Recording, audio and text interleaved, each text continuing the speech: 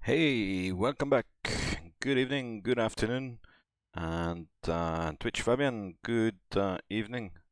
Hope everything is fantastic. And yeah, today we are digging out the 787, and we'll fly from Newark in New Jersey, just west of New York City, to Charlotte. And so that's the continuation of the NFL Tour 21. For this week is week 1 of the regular season. We picked up the game down in Charlotte between the Carolina Panthers and the New York Jets. So I will fly the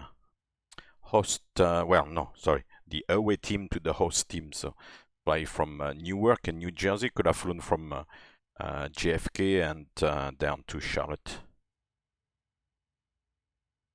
Yeah, Newark.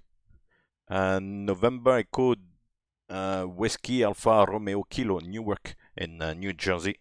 Hydrate. Yeah, I've got my bottle of water. Actually, I need to drink because I was out actually playing football with the boys this evening. So.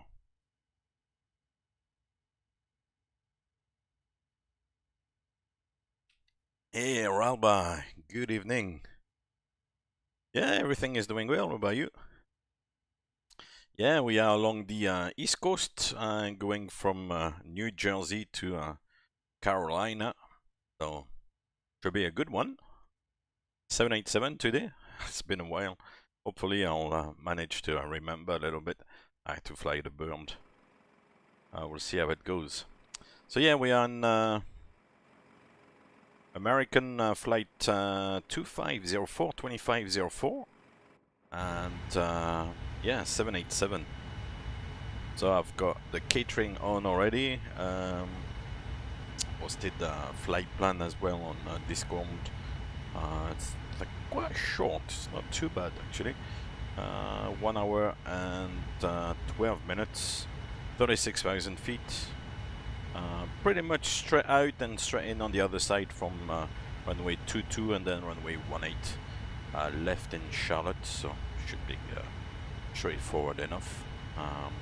Early on, on Volanta, there was a little bit of ATC in Charlotte. I don't know if the guy is still on. Yeah, he's still on along with Atlanta Center. So that should be good if he stays on. That would be fantastic. But in New York area, there's no ATC on VATSIM, so well, we'll do our best. We'll see how it goes. So with this, I'll get cracking. Let me first get rid of the catering. Yeah, I need to close the doors. So to close the doors on the Quality Wings 787, you have to click here on this on the kind of dashboard there. The hand of the mouse kind of, well, the mouse kind of becomes a hand. So you click on this and then it brings you the control panel, and then you have access to the doors and the external power in particular. So we'll close the R2 door and the R4 door like that, and the catering should go away, and they're folding away, and they're gonna go away. Cool. So the first thing we'll do is switch on the Adiru. The aircraft is already on the ground power, so electricity wise it's okay. The emergency lights are armed, and yeah, we'll check on the ICAS there. That's all the expected messages at this time, so I'll cancel the ICAS there. As you know, as I've said before, I'm kind of flying this burned pretty much the same way as you would fly a 787, given the 777. I mean, given that are fairly similar, so I might not follow exactly the 787 procedures, but it's not too far off. Hey, RKL 122. Can you fly this plane and land it? Surely. So yeah, we'll see. We'll see how it goes. It's been a while I've not flown this aircraft. I thought I would take it out this evening and give it a go, just to do something different as well, and just to try to remember a little bit how it works. So, Twitch Fabian, that's a good question. When did you start as a pilot, and when did you start flying the 777? 777 I've been flying now for almost 10 years, and started as a pilot back. When did I get? When I get started? I think I got my PPL. Amazing. Thank you, sir. Hope you had a good week, and you're getting ready for a good Saturday night and a good Sunday tomorrow. Talking about Sunday tomorrow, I should be back in the daytime slot, so around 10 Zulu. It might be a little bit early for some of you, but yeah. That's the way it goes, for me at least. Thank you, sir. Thank you very much for the renewal of the subscription to Twitch. Thank you. Cool. So yeah, let me try. I was talking about the PPL. I think I got the PPL back in 2002. I think that was yeah, 2002. Yeah, 2002 or 2003. One of the two, something like that. So it's been a while, basically.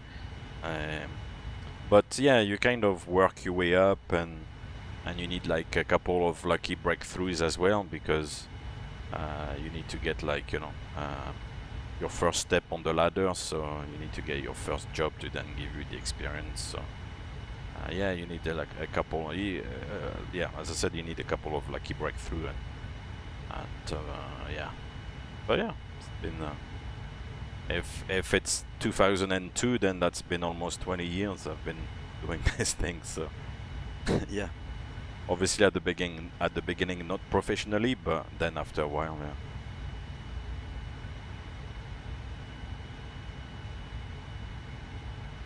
yeah. I don't think you need to be like a rocket scientist. I don't think you need to be particularly good. But at the same time, you need to be able to understand like a few concepts, above all for the for all the theory that you're gonna do during pilot training, because you need to pass those 14 ATPL exams, which are like a pain in the butt. So yeah, you need to be able to do a few calculations and stuff, understand a few navigation concepts and things like that. So I would imagine, though, that without at least a good high school education, then maybe you would be struggling. But as I said, you don't need to be a rocket scientist either, you know. As long as you've got like a decent level of education, I think if you've got an interest in it, also it will help you to learn. So I think it's not too bad. I remember actually when I was a kid, like one of my cousins wanted to fly as well, and at the time there was this big like theory, at least like in France when we were kids, you know, that to be a pilot you needed to be like a monster, like in maths and sciences, And at the end of the day, I mean, I was never like a beast, you know, in maths or in science. I could understand like a few things, but never went very far in high school with the maths and the science. And yeah, that didn't prevent me from flying. So yeah, that's it. Oh, Ralba, tomorrow is brunch time.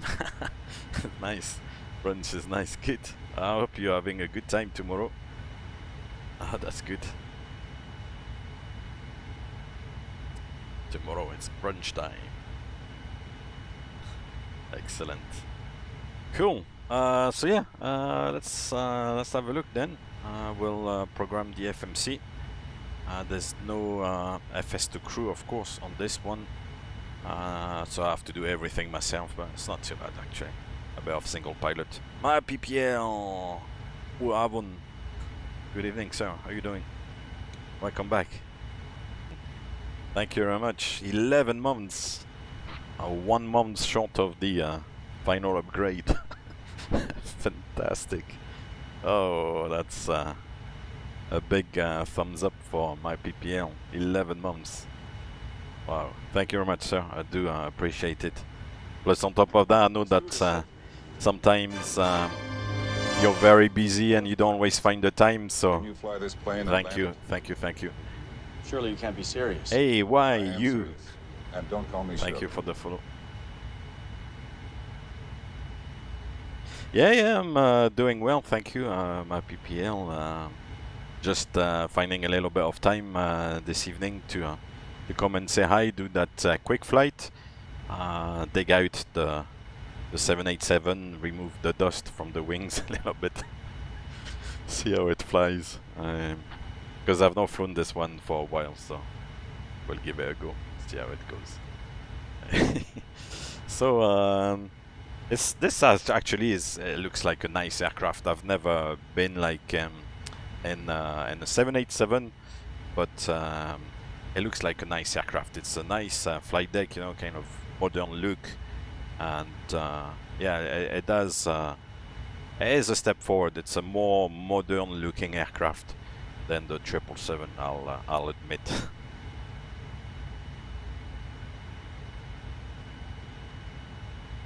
Oh, it's good to have you on the stream, my PPL. That's great. That's really good. Did you have the opportunity to do some more training, or have you stopped a little bit in the summer with the job? I saw you posted a photo. You were away on holidays. So, Rotterdam, good evening. Yeah, standing on the wing with sweeper and get rid of the dust. At least it's not ice. You don't have to de-ice. Yeah. Rotterdam, good evening, sir. Welcome back. So yeah. So we'll start with the ident page. We've got G90. No, not G90. What am I talking about? Like poking the carpet there, the dust from the wings. It's a GN1B70 for what it is. I'm not really familiar with those. Iraq 2109, which was updated a couple of days ago. It was this past Thursday, and yeah, put the eventually managed to find the time yesterday a little bit to do the update and post the root files for the subs there on the Discord. So we go from September the 9th, which was a couple of days ago. Today is September the 11th, actually. As Ian posted in the Discord server, it's 20 years from September the 11th. So yeah, a bit of a fateful day, but yeah, things have changed. You know, people have 20 years down the line. There's a new World Trade Center. It's kind of been rebuilt. There's still obviously the memorial there. Aviation-wise, obviously it's changed forever because the locked cockpit door policy is still in place. For example, after the what was it called? The Euro wings, the guy who flew into the mountain, you know, having like 2 crew members in the flight deck. This thing is starting to slowly go away and be forgotten, but the locked cockpit door policy is still in place, so it has really had a huge impact. German wings, not Euro wings, German wings. Yeah, Robert. Yeah, because for example, German wings, and the other day I saw a program as well about there's kind of similar events, we know, where the pilots do silly things, yeah, we've not learned really the lesson very well, because as I said, the policy where they wanted to always have like 2 crew members in the flight deck is slowly being few companies do it nowadays. So anyway, you know what I mean? Right, let's move on to the next page. We are in Newark, KEWR, and the GPS position is set there for the inertial, so that's good. Route request. Oh yeah, on this one you have to dig through. You have to cycle through the whole list of routes. Where is this one? And the flight number is American 2504. Like this. The runway will actually insert automatically when we choose the departure. So when you choose the departure, you choose first the runway and then the departure, so that will then populate the box here automatically. The French pilot, c'est un 787-9, c'est le 900, donc c'est la taille moyenne, it's the middle one, the 787-9, so the kind of mid-size, not the small one, not the big one, the intermediate one. Right, so that's route 1, that's page number 1, so we'll go to the next page, check the route. It's not a long route. The route is to Big E, then Quebec 75 to Golf Vector Echo, and then direct to Lima India Hotel. Let me double check that this is correct. It should be the Juliet 37 actually. Can we insert that one? Yeah. Oh, but it misses it up. Hold on. Oh la la, no, I don't like that. Let's try again. Oh my god. Why is it done there? Oh, Starway, you did a bit of diversion. Nice. And the colors of the 787 tonight is American. The American 787. Oops. Try to those views. Like this. Which is a funky one. I like the tail of the new American. Well, new. It's not so new anymore, but the new tail is quite funky actually. American, yeah, it's cool.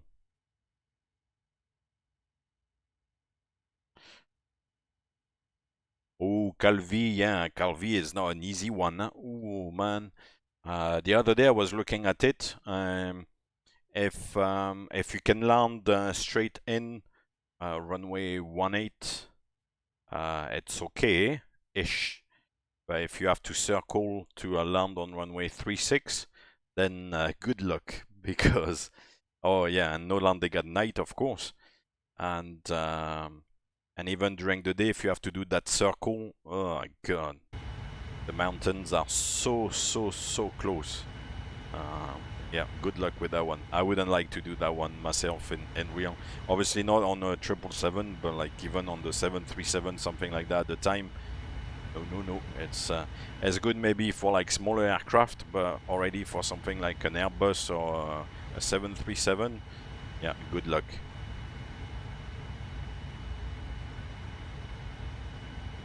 No, I don't have explain. I've never tried. I initially started, you know, many years ago with the flight simulators, moved on the versions. The last one being FSX, then Prepared came out, and yeah, became Prepared, and we'll see what the new flight simulator for airliners provide in the future. And yeah, still with Prepared with the airliner add-ons. So yeah. Oh, I explain. There's quite a few good things about it. It's just at some point you have to make a choice, and then I kind of stick to it. I don't really want to, you know, to go beyond too many things, and you know, just stick to one, get everything developed inside the simulator. Not that I have many things set up, because no, I don't have too much time to do all these things, but yeah, kind of dedicate yourself to one. So that's what I've done.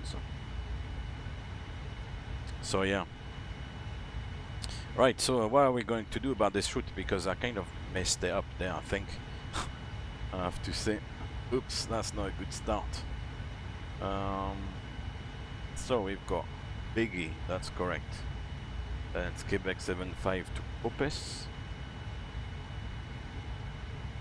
But no, it's not Juliette. Juliette. It's not Julien.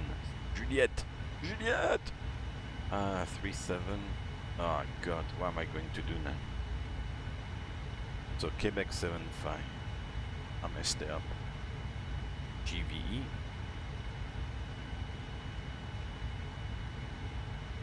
Try again. So yeah, I'll have to re-enter it manually, and then Juliet 37.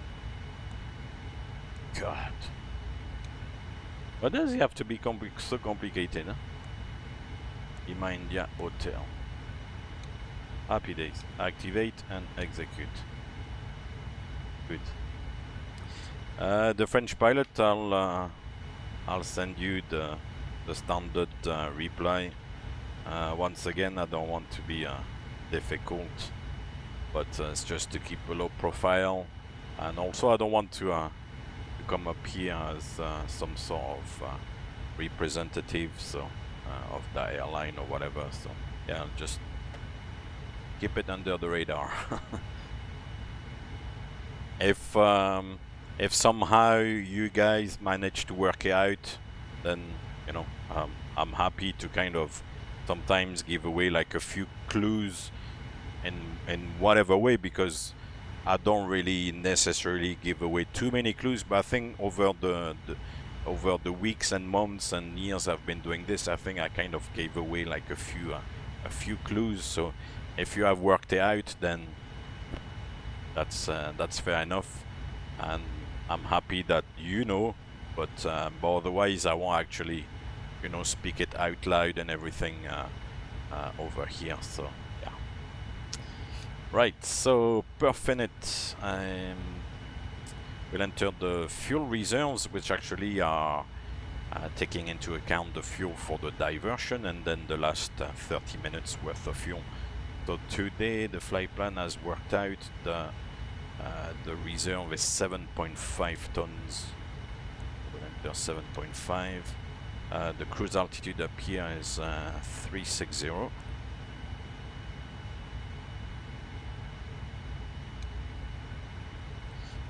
Cost index is 40.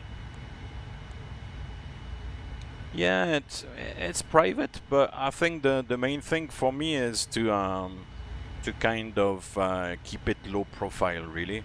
I know, like here anyway, it's a kind of small world. It's a small community, so it's not as if, you know, the stream like goes out to millions of people or whatever. But it's a small world, and in aviation, and then it's easy, you know, for things to be for like rumors to be spread and things like that. And so yeah, just keep it low profile, basically. That's the key word. And takeoff, we'll set 1000 here.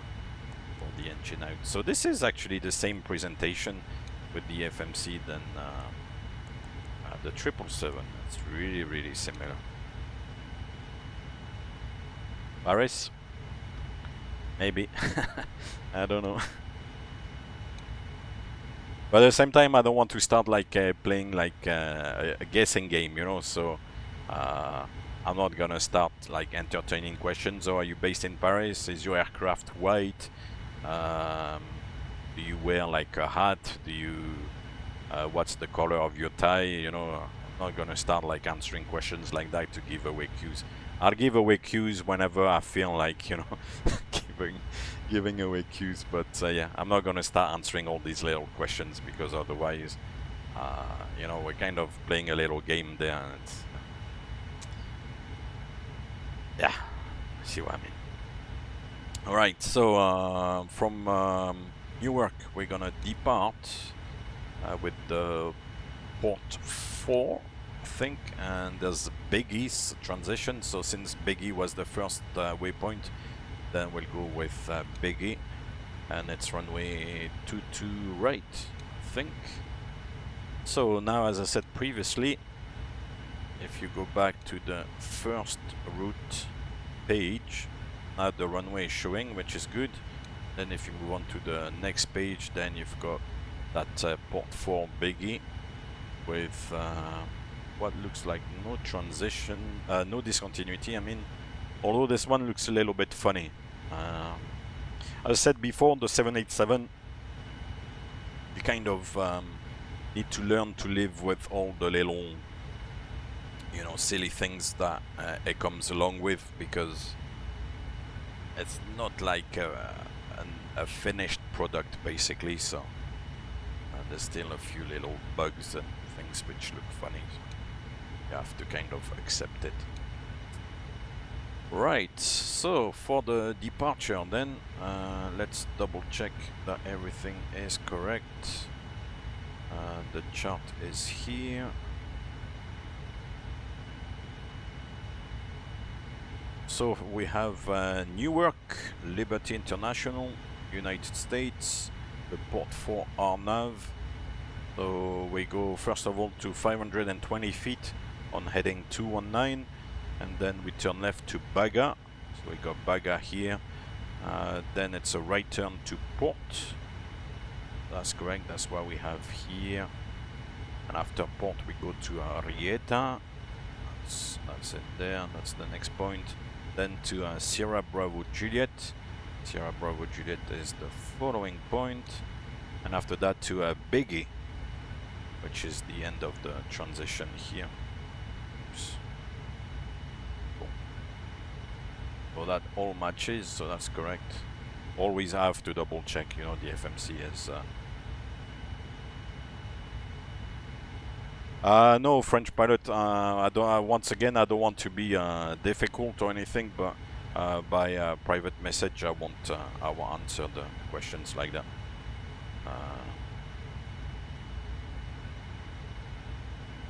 We can, of course, discuss like, you know, you're talking about becoming a pilot and stuff like that. We can definitely talk about the various ways to do pilot training and eventually, you know, work your way for such a job. But I won't, you know, talk about the Black Beer 95. Hey, good evening, sir. Welcome back.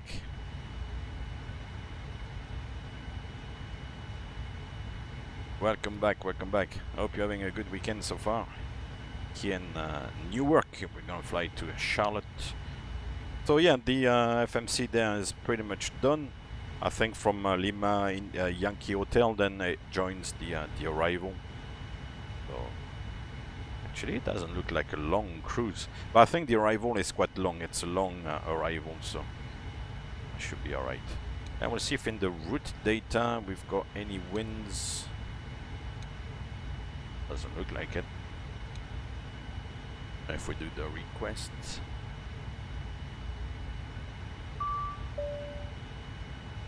Okay, clear that message, load the wind, and execute. And then if you click on the well, next to the W here, it should show you the winds. And these look like decent winds, probably extracted with active sky. So gives you a sample of levels. 390, we're not gonna go all the way up there, but 300, 24, 180, yeah, that's good.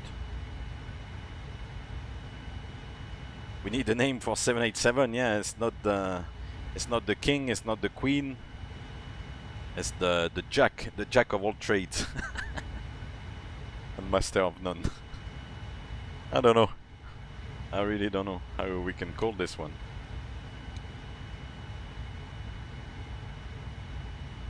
We can call it the, yeah, jack. The jack. Not the king, it's not the queen, it's the jack. Oh yeah, and this one here for the decent forecast, you need to enter the levels. So I'll do that now actually. 3-4, maybe 2-4-0, let's say. Maybe 1-5-0 and 7,000, something like that. Transition level in the US is 180. And now I think once again, if we do the request now, oh yeah, it gives you the winds automatically. So there it doesn't play the data link, where it kind of sends the message and it pretends to wait a little bit, and then you get the ding dong, and then you've got the uplink, then it just gives you the winds directly. The Emperor. That's a good one, the Emperor.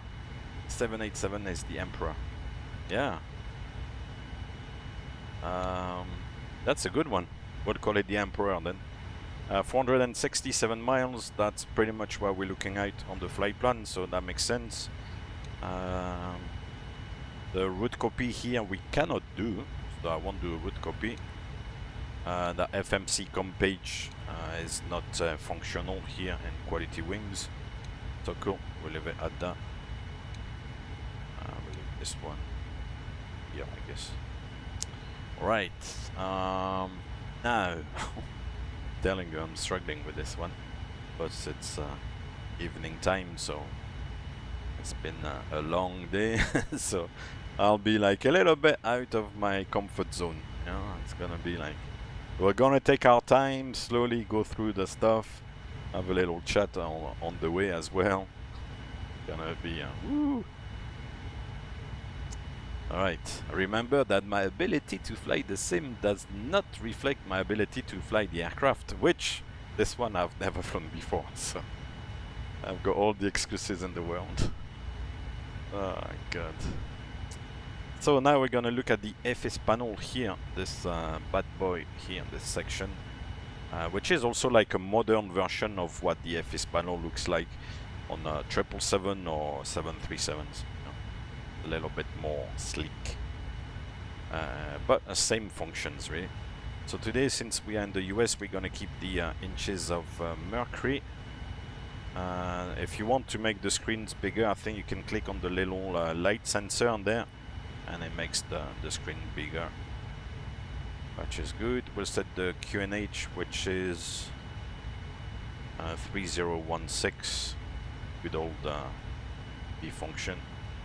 But we'll check as well with the shortcut here, the actual weather. So Newark at 1751, which was about half an hour ago, 250, 8 knots, gusting 15. So yeah, runway 22 is good. 10 statute miles, scattered, broken, 26, 3016. So 3016 inches of mercury, that's what we have. So that's good. The range, we can make it here. I don't think the ground chart is gonna work, or maybe it will. Yeah, maybe I will. I'll keep the ground chart. We'll see how it goes. Okay. Here the navigation display is kind of split. As you can see, you have the map, and then you have the engine's indications. Actually, I want to move the engine indications to the other side. So I think the way to do that is to press this ICAS button with the arrows on each side, if I'm not mistaken. and that should transfer the engine indications to this side, because on this side you can see the display only has the map. So let's try that. Yes, that works. So now you've got huge, these displays apparently are huge. They're probably like size and a half of like a 777 display. Are really nice displays actually. So that's that. We'll come up with the flight director on. Let's start. The speed window there, I'll leave it as is. For the heading, I'll change the reference and this little button up here. It says heading or track. At the moment it's displaying the heading, so I'll change that to track, and then I'll change the track to the runway track, which is at 219 degrees. So it's at 219, and initially, since there's no ATC, hold on, because here it's a little bit the same. There's a knob to change. That's it. Either you can change the altitudes by hundreds, or otherwise the increment is by 1,000. With 1,000 it's a little bit better. We'll make it 360 straight away. Let me see, Black Bee, and if you have a 777 rating, you're eligible to fly the 787 with some basic training. Yeah, I think there will be... once again, it depends on the civil aviation authorities, you know, what they decide to do. But if you've flown a 777, then there will be a short conversion course for the 787. But since there are a lot of similarities, all you would learn is the differences, you know, basically. And yeah, it will be a much shorter type rating than do the normal type rating without any 777 experience. Some authorities, as I said, they have the two type ratings on the license written alongside each other, but others kind of choose to keep it separate. So, but even if they keep it separate, then as you said, it's a basic course to transition from one to the other. Then I don't know if you can fly the two along together. I'm not really sure. Yeah, even the FMC is a big display indeed. This one is all a display. And maybe it's even like a touch screen, I'm not sure. Maybe not touch screen, but I think the 777X is supposed to be touch screen, so. But the 777X is not gonna be delayed apparently until 23 or 24, so it's gonna take a long time. Today I'll have to switch on this one as well. Not gonna bother too much about the first officer side panels and stuff. I'll just concentrate on this side. Yeah, so that's it for this side. Then on the 777, we would check the oxygen, check the position of all these panels here, which this is more like at convenience, really. The heaters, the chart light, the different display brightness. This is really at convenience. I won't really bother with all that. We'll switch the auto brake to RTO. It's like Top Gun 2 still waiting. Yeah. Good things comes to those who wait. Hopefully it will be a good result, but with Boeing lately it's been a little bit funky, you know, so I guess that's why there's a huge delay. It's because things have not been great. Got the parking brake set, and here we'll set 122.8, and we'll set scope 2000 as well. Here on the radio panel, then there's nothing else really to set. The speaker light here you can't really turn off, so. Oh, there's a problem with the first 15 minutes. Ah, okay, I didn't know. Otherwise, the rest of the film is finished, or finished, or quite well advanced, because I saw like a few little snapshots of it, and yes, Blackbeard, from what I remember, yeah, you can actually start both engines on the 7.8 because it doesn't rely on basically air. It's like an electric starter, so yeah, it starts 2 engines at once. That's correct. Yeah, that's fantastic. Yeah. There's a few system changes in the 787, as you know, I'm not like a 787 specialist, but from what I remember, having read a little bit about the 787, the hydraulic system is it's smaller but more powerful for the air conditioning and the starting of the engines. There's no what we call bleed air, so there's no like compressed air coming from the engines feeding those systems. It's all like electric. The 787 actually is a little electric power station. It's very hungry and thirsty in electricity. So, yeah. Alright, so I think I'm done there. I'll initialize the flight here in the EFB. So we'll initialize the flight, and then we'll do the performance. So it's picked up already Newark, runway 22 right. Condition is dry. The wind is picked up some wind. The QNH is the equivalent here in hectopascals to inches of mercury. So I won't change that. Thrust rating optimum, and the flaps will make it optimum as well. We've got a weight in there, which is the expected takeoff weight, so that all looks good. We've got a CG as well, so we'll see what it gives us. Okay, so flaps 5, and I'll send the output of the OPT there to the FMC. So send to FMC and complete.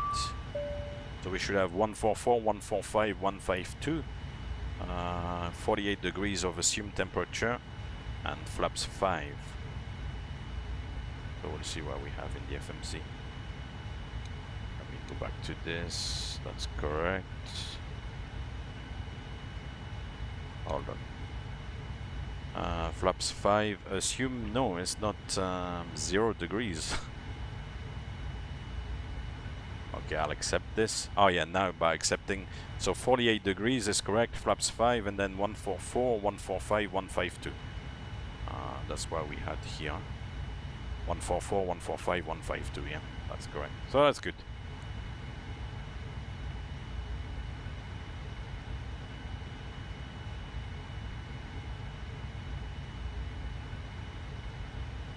The first 15 minutes are not that realistic and received a lot of criticism. Ah, okay. Ah, yeah. So, and if they've got to redo the whole thing, well, the first 15 minutes, writing the whole script again, and that's gonna be complicated. Oh God. I'm not sure, Blackbeard, if to start the engines electricity-wise, if it's just on the batteries or if there's a little bit of electricity as well powered by the APU. I can't tell, but I would suspect maybe that the batteries wouldn't be powerful enough to actually get the engines going. Gentlemen, But I'd like you to meet your I'm captain. not sure. Captain, over. Miguel, Gentlemen, welcome thank you very aboard. much for the follow. Captain, your Welcome to the navigator, channel. Mr. Unger, and Hope your to see first you, officer, from Mr. time to Dunn. time. Unger, over. Over. Yeah, done. Cool. So that's set here, I believe. That's pretty much it. Now we'll go to the overhead panel. And like always, do it column by column.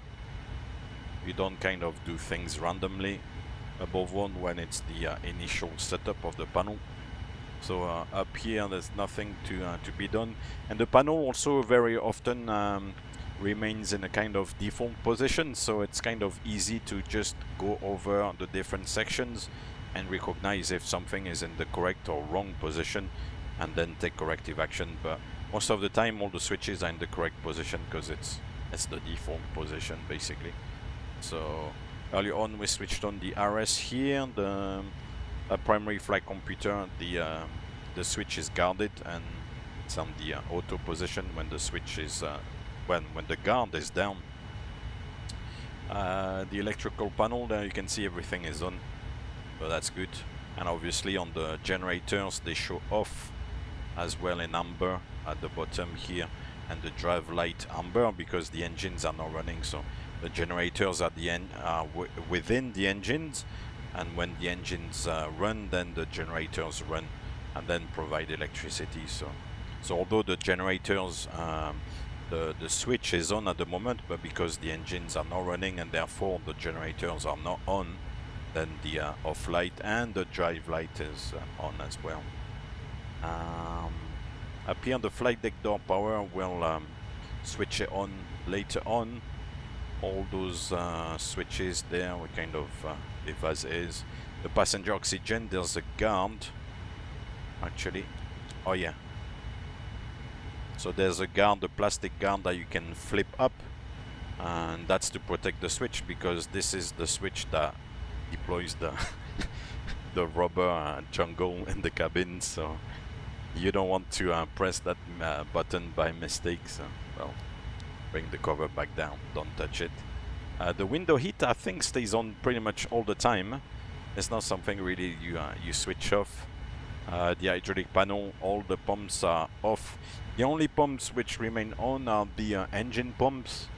Don't ask me why, but and the fault light at the moment is showing as well on the engine pumps and all the other pumps.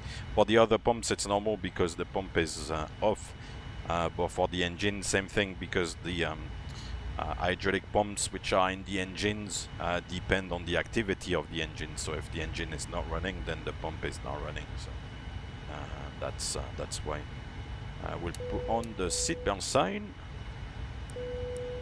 got the cabin chime, and then you've got all the lights there which are convenient. The landing lights we're not gonna touch now. All these, they're all guarded and don't do anything there. The fuel, we'll put the fuel on later on, the fuel pumps. Later on we'll switch on the beacon as well, along with the nav lights. Up here, since we have the APU running, Mayday, we can mayday. put the packs. Hello, can you hear us? Can you Hey, hear us? Can you Crunch Shocks. Over. Thank you We for are the follow. sinking. We are sinking. Hello, You're getting the wrong alert there. Hello. this is the German Coast Guard. We are thinking. We are sinking. We're sinking. What are you thinking about? Thank you very much for the follow. That makes me think of the guy the other day who was like, I request my IFR clearance. And I had nightmares about that the following night. I'm only kidding. But it was so funny. Request IFR clearance. Like, shut up. Oh god. That was a classic. I don't know if you were not on the stream and maybe you watched the catch up, or that was a classic. It was like, request IFR clearance. God. Old but gold, indeed. Cool. So I've got an APU running, which is good. So I'll disconnect the ground power, and actually I think I'm pretty much ready to go. So let's disconnect that. Good. The aircraft is not dropped dead, so it's good. We still have power. And yeah, no, I think it's good. Let me switch that off. Save on the frames a little bit. If it has an effect, I don't know. But I think I'm ready to go. See the state of the doors. So let's bring this. Yeah, control panel.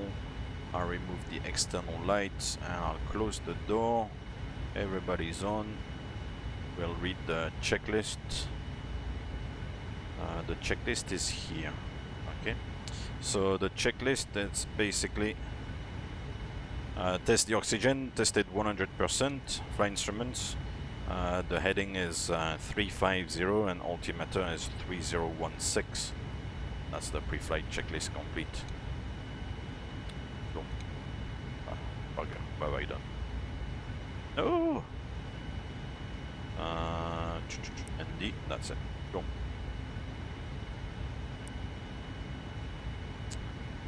Right. Is the bridge? Oh yeah, no, if I request push and start, the bridge is going away. Okay, cool. Excellent. So let's pressurize the hydraulics. We'll pretend we are talking to the ground. So confirm all the checks are complete and we are clear to pressurize hydraulics, and it's gonna go back. Yeah, we've got the tow bar attached, everything is set. You can pressurize the hydraulics.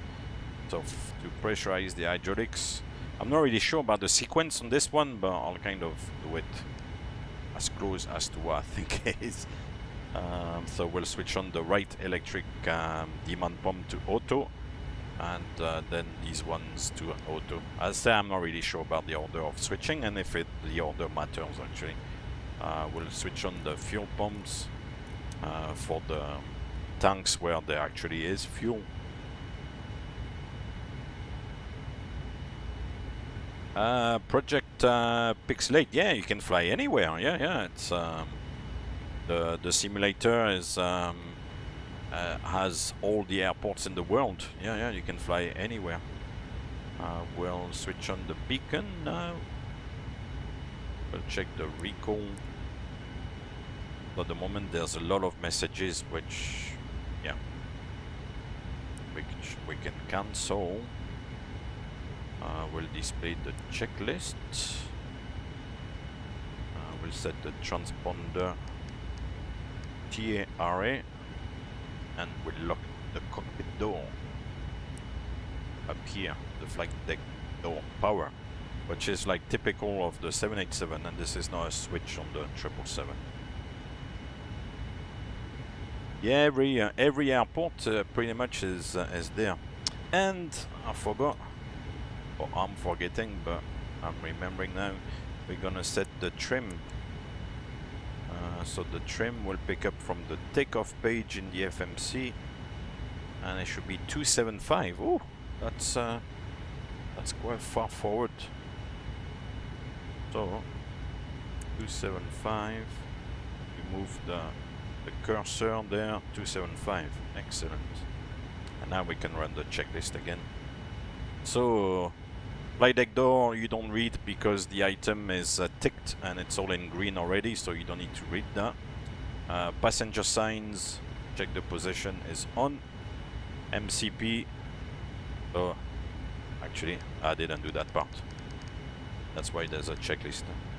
V2 was 152, LNAV, VNAV is set. Yeah. So MCP is V2 152, so read the number here. Track 219 and flight level 360. Takeoff speeds are down here as 144, 145, 152. CDU pre-flight is completed. Yeah, FMC is set. Trim. I'm not sure why the item here is not done.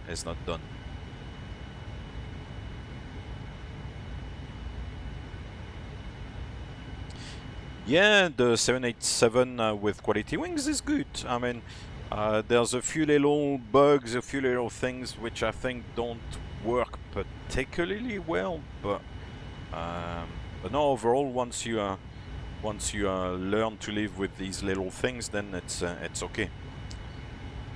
What's wrong with the trim?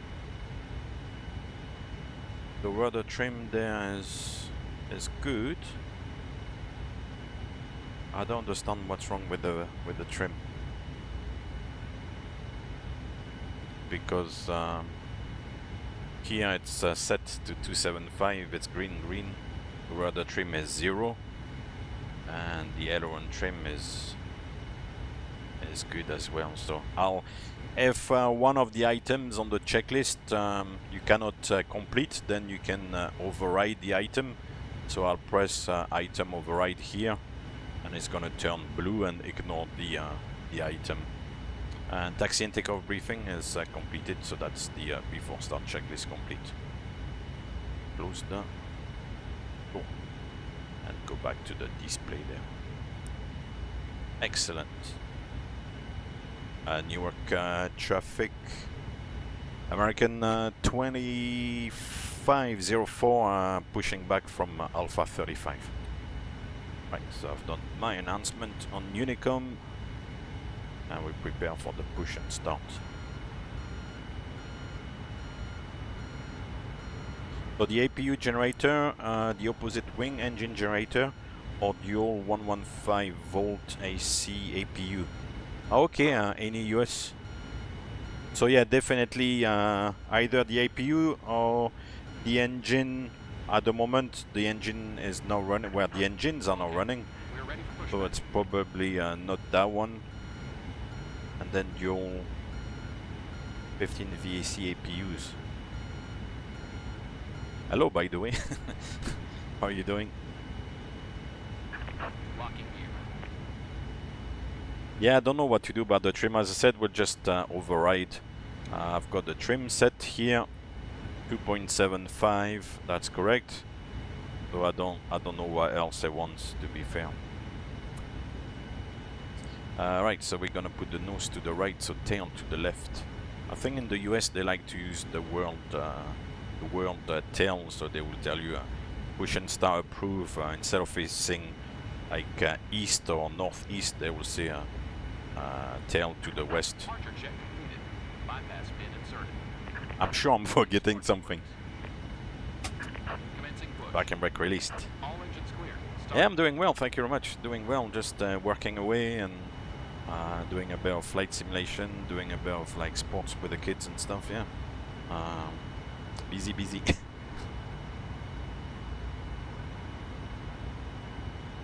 Oh, I'm a rectangle in Volanta. God. Oh, Philadelphia is on. Oh, I see myself pushing. Good. Now in Volanta, as you can see, it's here I am in a purple symbol, but it's a plain symbol. So cool. So we'll start the two engines at once. So the start switch, a little bit like the 777 is up here. So go start,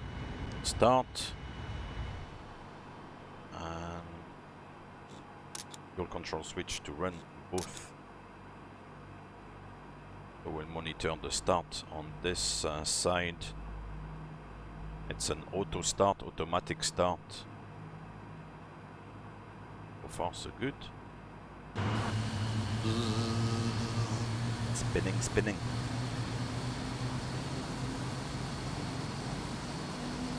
Nice. The outside model of the Quality Wing 787 is nice. It's really good. The good old Swiss port. Ha! Oh well, it's gonna be difficult there to taxi out. Waiting your confirmation for good engine start. Right, so we've got now that engine running indication in green, so the two engines started properly, which is good, so we can do the flow. So now that the engines are running, we can switch off the APU, because, you know, as I said earlier on, now that the engines are running, the electricity generators in the engines are running as well, so they are now feeding the electrical system of the aircraft, so they're all good. Yeah, that could be a GPU indeed, like a ground power unit connected to the aircraft. Because we already talked about the APU, that was the first option. Yeah, that's probably it. In the US, you're right. Yeah, the engines are good, aren't FS? I like the way the engines are. You know, you can see the fan spinning, and it's good. It's really good. And from behind as well, it's if I go down closer in. Yeah, it's spinning as well and stuff. It's cool. Right, so we said the APU comes off. The anti-ice we check, but we don't need to do anything. because it's not required, so we can leave the anti-ice in auto. We'll dismiss the guy. Do good engine starts. We can disconnect all the equipment, and we'll see you on the left with a pin. Goodie, bye bye.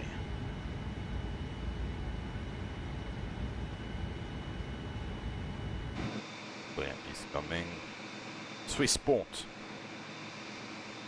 One of the most common and popular airport services provider, Swissport. A lot of the time the dispatch outstation is Swissport. It's a very popular provider.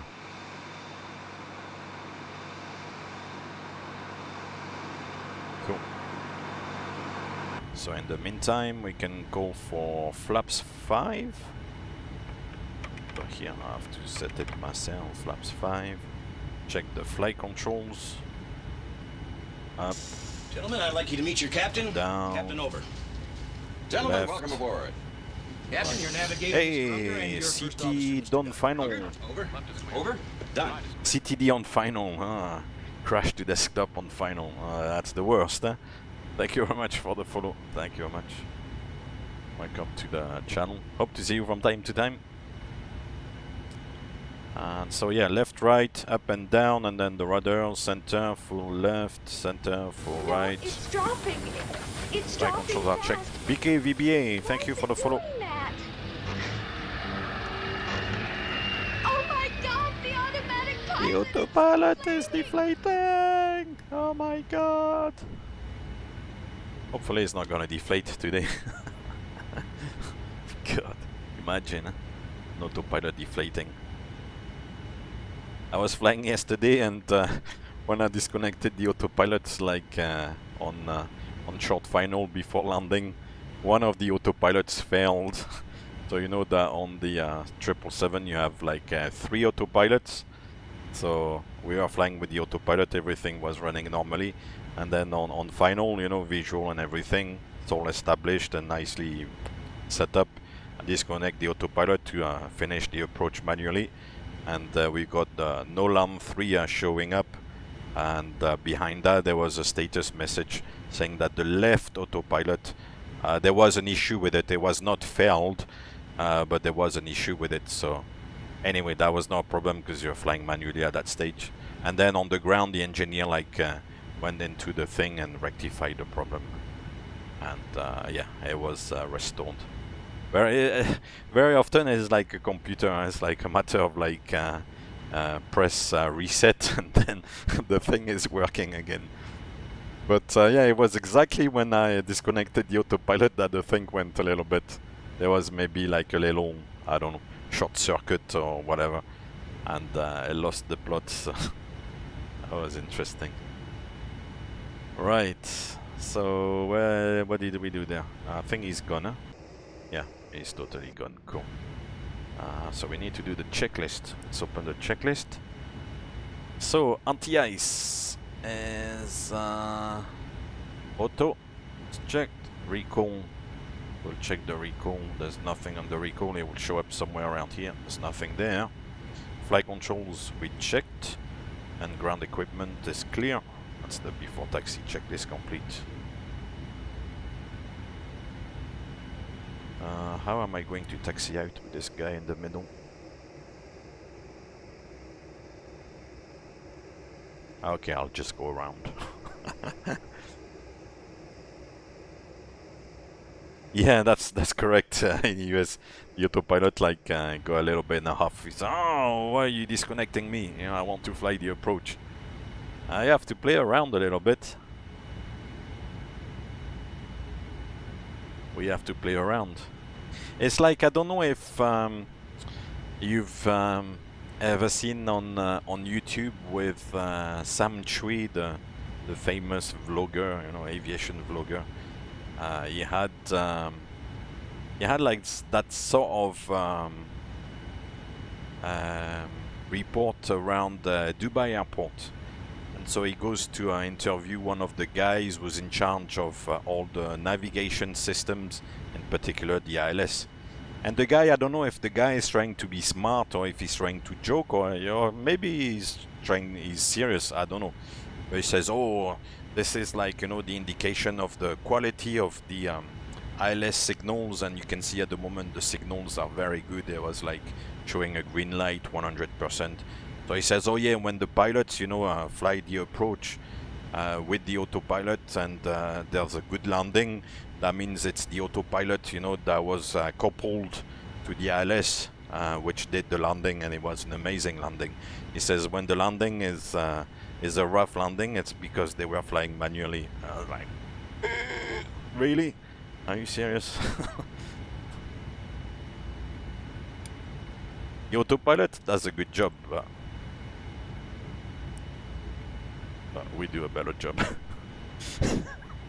Right, let's get going. Yeah, I don't know if you remember that one. That was in the video he made at Dubai Airport, where he was interviewing a few people and stuff.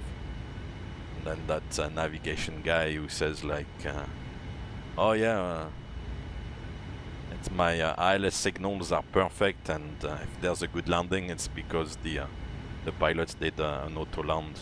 Like, really? You serious? You are still dangerous. But he said that like it was very matter of fact. He was very serious. My wingman anytime. Bullshit. You can be mine. Hello, UV Boss, and the follow was from Jokoko. Thank you very much. Hello, hello. Right, here I'm kind of taxing a little bit wildly, but just because this guy was in the middle with the scenery mismatch indeed. Right, so we're now joining back Alpha, and now we are on our way, yeah. Oh, there's a 747 there, Lufthansa. Wow. So Alpha all the way. Oh, bravo. Oh, actually, I'll take... Oops, I'm not looking where I'm going. I'll take the intersection, actually. Okay. Right, so we'll assume we've got the cabin ready. We'll display the weather on the display there, and we'll do the before takeoff checklist. The before takeoff checklist is complete. It's just the flaps, and the flap position is automatically detected. So we can go back to the display. Oh, this thing is taxiing very fast. God. So yeah, we are on Alpha there. I must have prepared the file matching the scenery with the map there before. So actually, on the next one, we'll turn into a Romeo thingy there, and then Bravo, I think.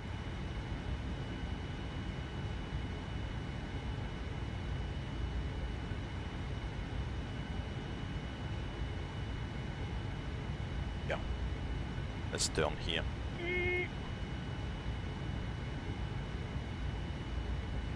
Newark traffic, American 2504, taxiing to holding point 22 right.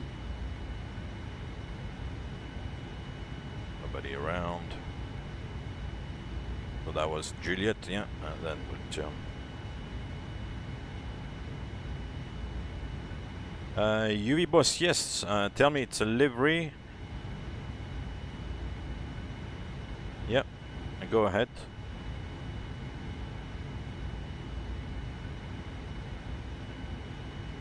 The square pattern concrete might not support... Oh, I must have missed.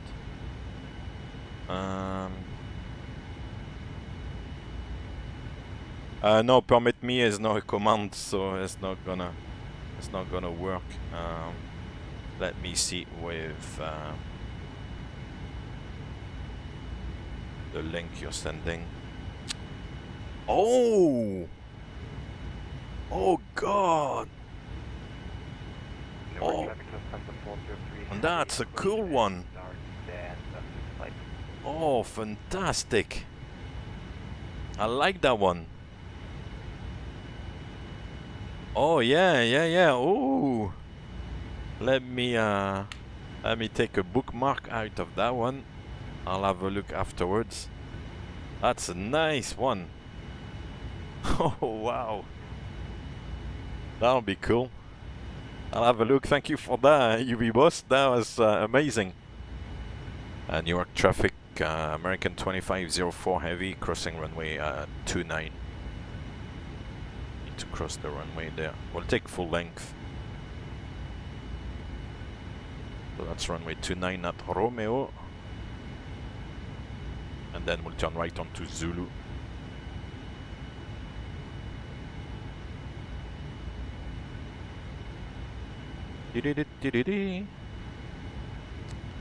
Yeah, I should have searched for it, to be fair. I never thought there would be livery like this.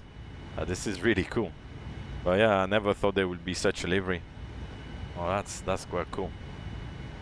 Good luck for wherever you're flying to, American.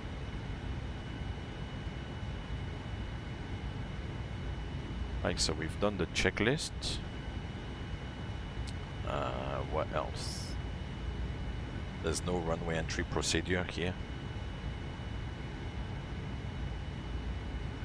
There's nobody on final, no.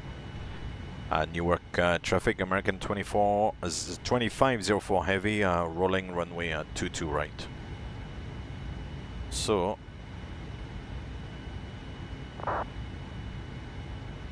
we'll switch on the lights, the strobe lights, advise the crew, cabin crew prepare for departure, or something like that.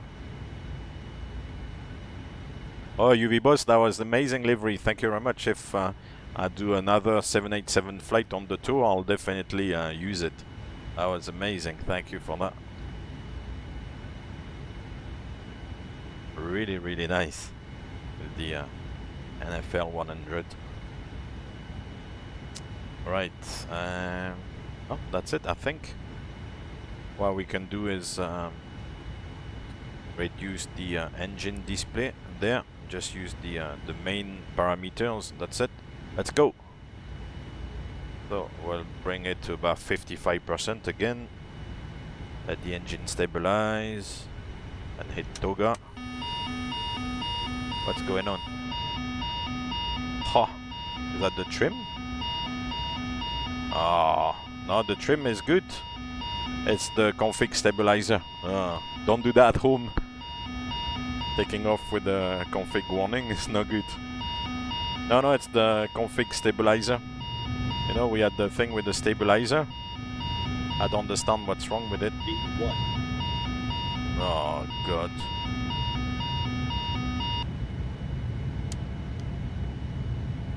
Positive climb, gear up. I don't understand what's wrong with the stabilizer. It was set to 275, so I don't really get why it did that. Oh, yeah, actually it's quite heavy on the nose there. Whoa. Alright, let's put the autopilot, it will get things sorted out. Oof, that was weird. Yeah, I'll have to look at that one. I thought the stabilizer was... yeah, it's okay anyway.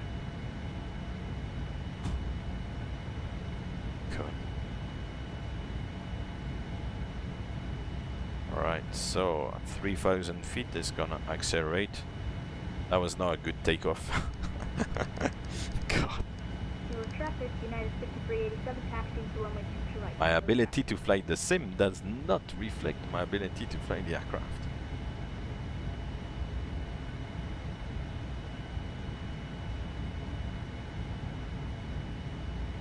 Yeah, maybe there was an issue with the loading, yeah. I didn't understand why in the checklist the trim wouldn't, the trim item wouldn't complete. So yeah.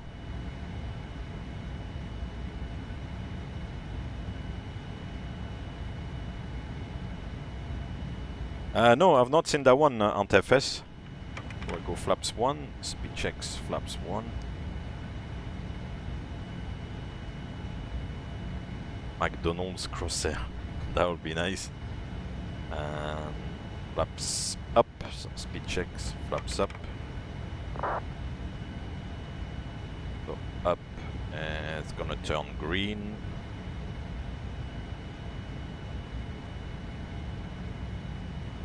So flaps up green, and after takeoff checklist. And after takeoff checklist is complete. Back to the navigation display. Yeah, I'll have to look at the trim thing there. Anyway, well, we'll just move on. We've not killed anybody, so it's okay.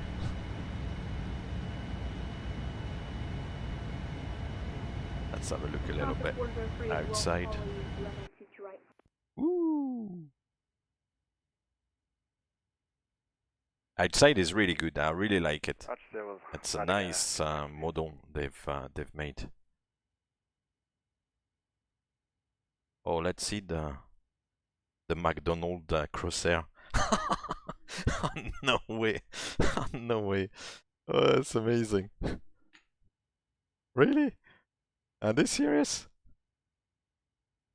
Is McDonald paid for that or something? Or is it because the pilots were eating too many burgers? They decided to paint the aircraft with the McDonald logo there. Oh God! You screw up just this much. You can fly in a car. That's a good one. Thank you, Antefes. You should post this thing on the Discord, man. They're quite funny.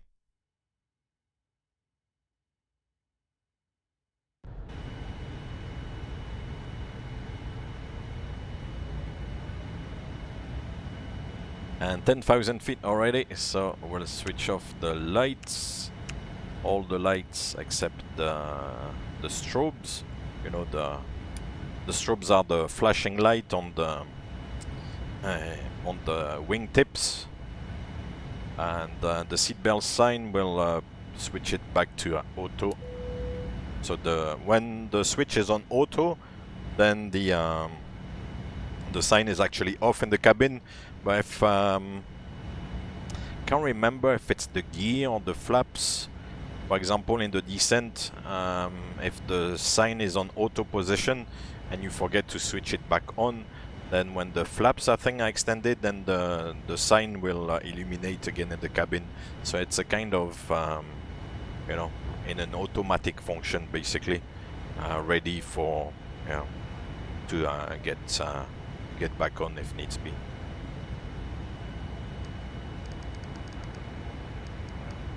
Cool. Yes, the nav lights stay on with the beacon. So yeah, I shouldn't say all the lights go off except the strobes. What I meant by that is actually the lights which are in this section here, the bottom switches here.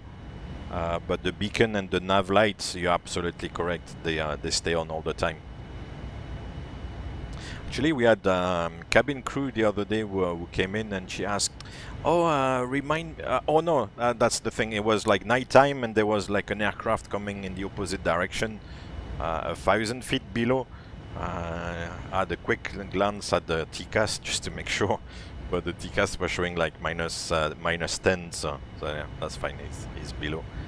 And she said, "Oh, the navigation lights, you know, red and green." And she said like, "Oh, I can never remember which color is which side."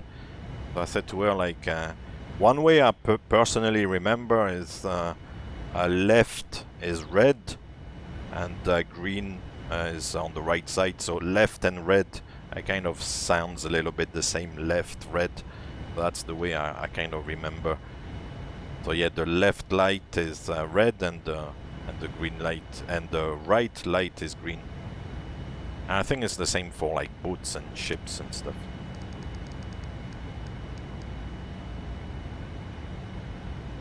Oh, you made an auto land on a Cessna 172. Walba, wow. The autopilot was probably very joyful. It was dancing there. Hey, let me do the autopilot. Sorry, let me do the landing on the Cessna 172. Oh, fantastic.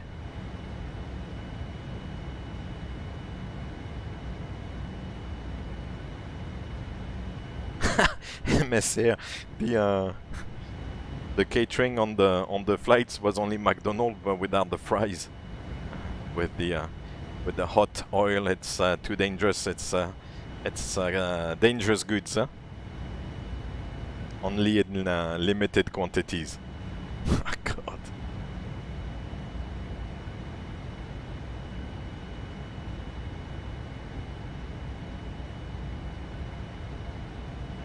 Oh, cool. So Bolanta has picked up the departure. We're passing the transition, so we'll reset the altimeter to standard now. Yeah, it does it on the 3 sides.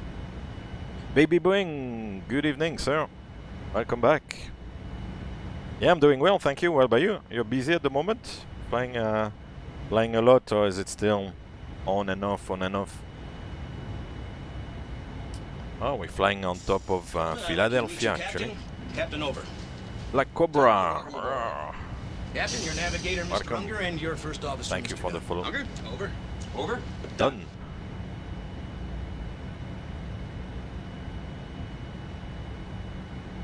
All right. That's not climbing too badly, actually, today.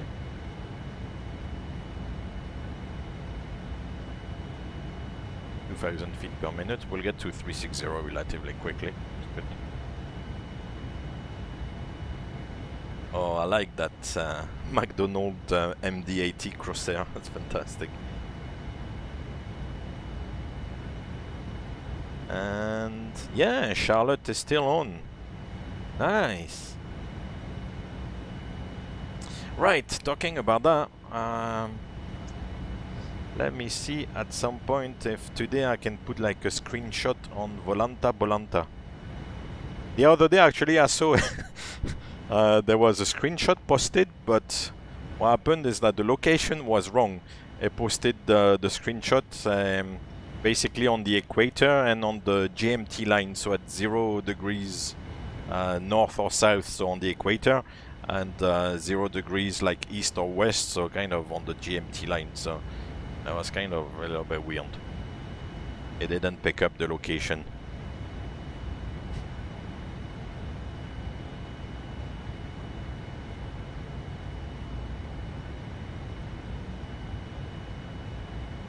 Yeah, baby Boeing. Yeah, I'm sorry to hear that. You know, it's a little bit the overall state of the industry. Unfortunately, they are using the situation to their advantage, and it's only going one way, is towards the bottom.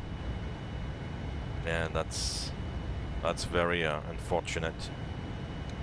Well, display there the VATSIM, the airports.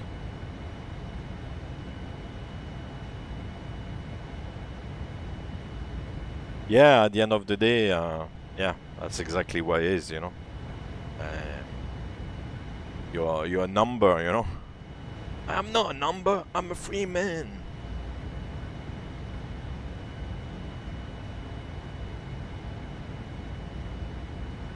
Yeah, because at the moment it's the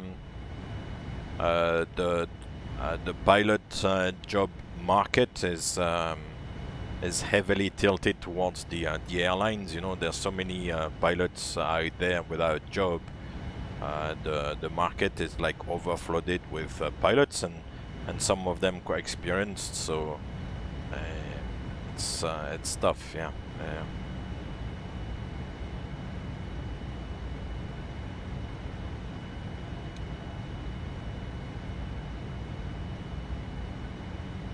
Where is this? Nav. It's already looking at the descent.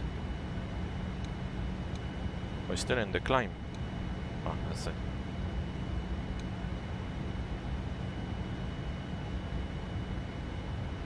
Oh, you're flying the TB tomorrow, my PPL. Oh, that's be great. Well, I hope you enjoy the flight, and the weather is good and stuff. Well, have a good flight tomorrow, and have a good rest tonight. We'll see you soon. Enjoy the flying tomorrow. See you soon. Thank you again for the subscription renewal. Thank you. Good night.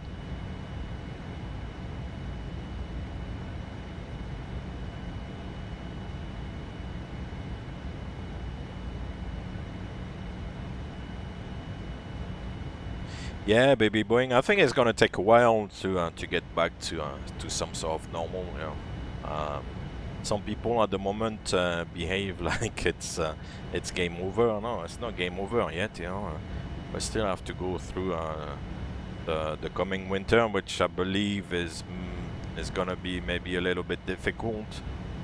It's not game over, far from it. So. The sad thing is that it has become a little bit of a political and kind of like philosophical issue, you know. Once you start talking to people about the whole situation, it can become very confrontational straight away, you know, because some people kind of agree that it's a bit of still of a shitty situation. Others think that hey, it's okay and everything. So you kind of you know, have like such a discussion with people nowadays. It's a little bit tricky and a little bit delicate, you know, to have like a conversation like that. So yeah, but I won't I won't like dig into it like too deep, because then you see what I mean. Hey, you pilote, ça va? Comment ça va? Ça va? Ça gaz? Ça mousse? Ça mousse? Ça mousse?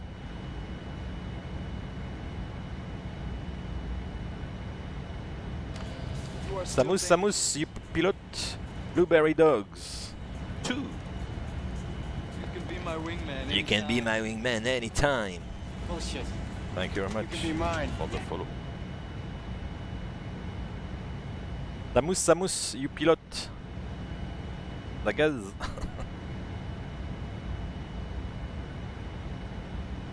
Oh, Paris Faro. Oh, not bad. In simulator or in real? Maybe in real. If you come back from Paris Faro, I would imagine in real. Very nice. Paris Faro. Faro is a nice place.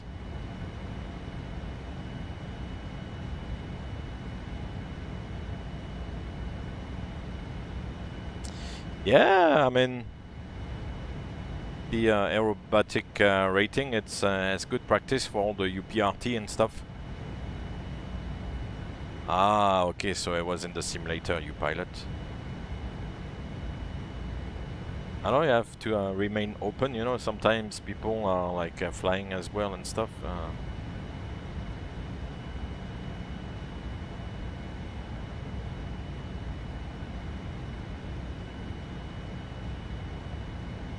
Cool. Well, I'm sorry to hear about your news, baby Boeing, because it's not good if the airline is kind of playing around, and that's also like why, you know, I don't want to talk too much about like my airline, is that then I can kind of speak a little bit my mind, and you know, and not be attached, or you know, to one particular airline. You know, I can just voice my opinion and stuff.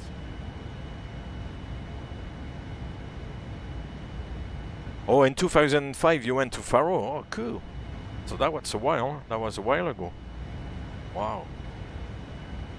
It's a nice place, down in the Algarves.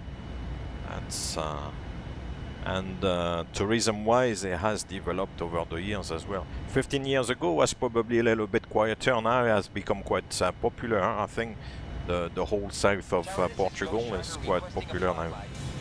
Dive 68. Thank you for the follow, sir. This is not a good idea. Welcome to American 2504. Heavy. Ooh, Boston is on. Philadelphia departure, but we are on top of it now. Ah, I chose the wrong airport today. Should have flown from Philadelphia. Yes, you pilot the autopilot. The plane manages the descent on its own. Yeah, but you still have to help it by setting the altitude and the panel here. So the l'avion gère la descente lui-même. C'est programmé dans l'ordinateur, mais il faut indiquer l'altitude plus basse pour que l'avion il descende. Donc pour indiquer l'altitude, il faut changer l'altitude dans le panneau. Try to translate.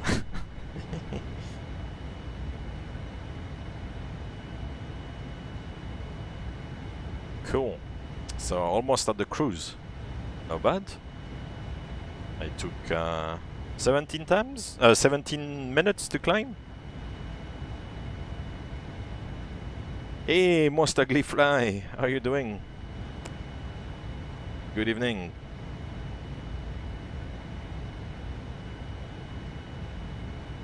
Oh, I'm quite chuffed because we're gonna get ATC on arrival, so. And you, I'm saying that now, and Atlanta is gone, so Atlanta Center, I don't know to what extent we needed them, but Atlanta Center is gone. Though. But Charlotte is still on Charlotte approach, so that's good.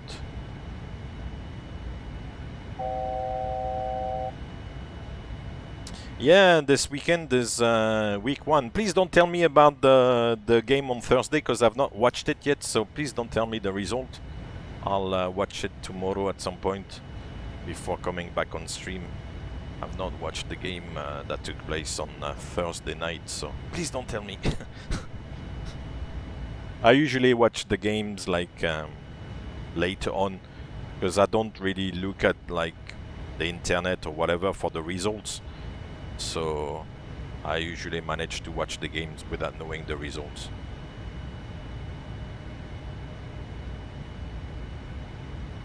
It usually works out okay because I don't get to hear about the as I said, I don't get to hear about the results. So if you know the result and you want to watch the whole thing, then it kind of defeats the purpose.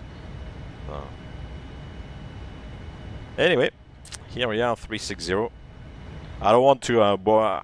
I kind of used to I use that NFL theme to kind of find like flights to do around in the US there and have a bit of you know, what's the word I'm looking for, a bit of an objective, or like find a bit of inspiration for flights.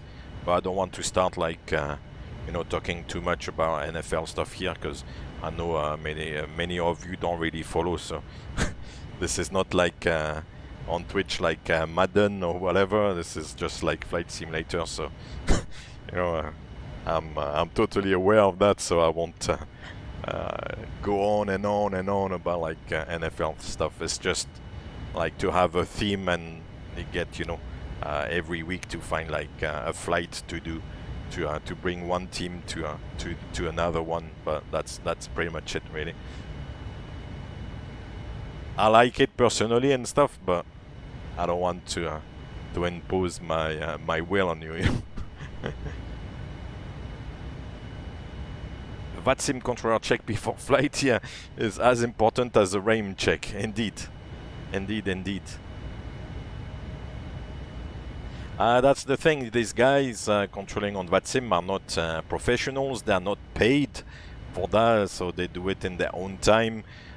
Sometimes they log on and then maybe something creeps up in the house, maybe they've got an appointment or something somewhere or whatever, and they need to go. So I think you can book your position sometimes, so that can indicate a little bit how long you're gonna be. But yeah, the controllers it's not their job, so but yeah, I know it's very frustrating when you fly and you see them online and you're on the way to them and then boop, they disappear, you know. But hey, Subsonic, good evening. How are you doing? Welcome back. Happy weekend.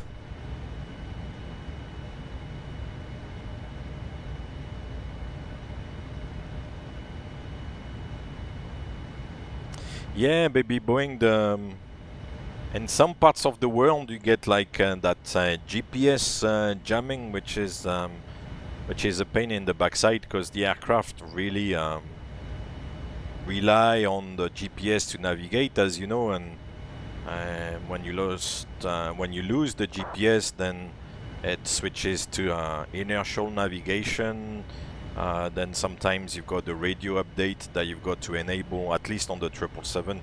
You enable the radio updating, but then yeah, it's a mess. I mean, the aircraft obviously flies, it's not an issue, but and it still navigates pretty much correctly.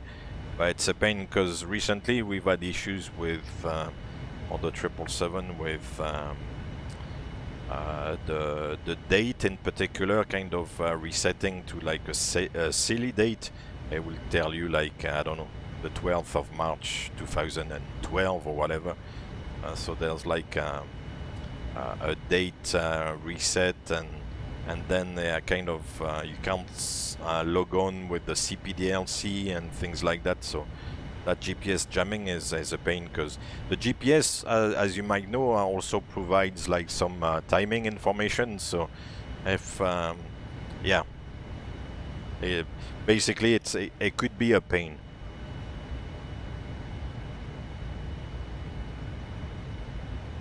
Yeah, Russia is a place where you get jammed. Yeah. Indeed.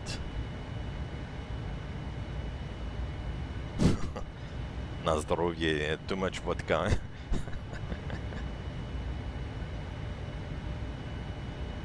Ah, yeah, you see, so it has on the 737 as well, then it has an impact on the clock. Yeah. The first indication on the 777 is it's not gonna be similar here, but you know, on the 777 down here on the navigation display, you get a little GPS in green. That means that the GPS is basically managing the navigation. But then the little green GPS indication disappears, and then it's replaced by inertial. Then you can see the number there. You've got RNP and ANP. The ANP then starts increasing a little bit, and then very often, since we have the ADS-B in the aircraft, then you get ICAS ADS-B out, left or right, depending on the position of the transponder, and so on and so forth. Yeah, it's a little bit annoying.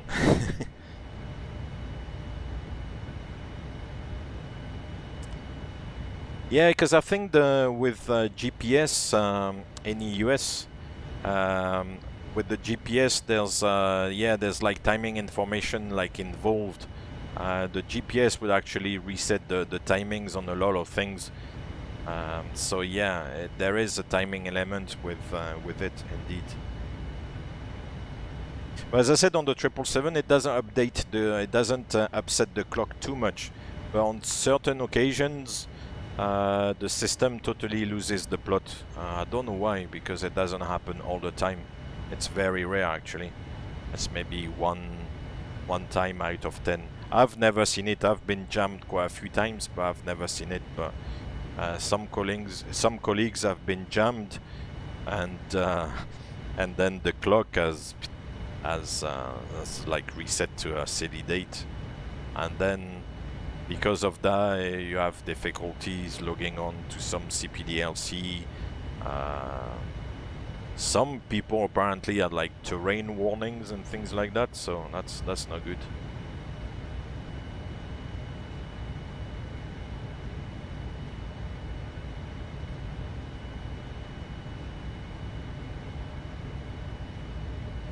Yeah, it shows you how much we are relying on GPS. It's become like such such a huge tool we are using nowadays in everyday's life. Like it will be I don't know, looking for a place to drive to, or you go, okay, I'll put the directions. If you have like the sat nav in your car, or if you have like on your phone, you'll put the search for the place. It will give you the directions, and everything is done via GPS. There's also a little bit of course, if it's a mobile phone, like a bit of like mobile network, like triangulation and position like this, but mostly it's done by GPS. So GPS has become like you know, yeah, you can't you can't do without it, basically.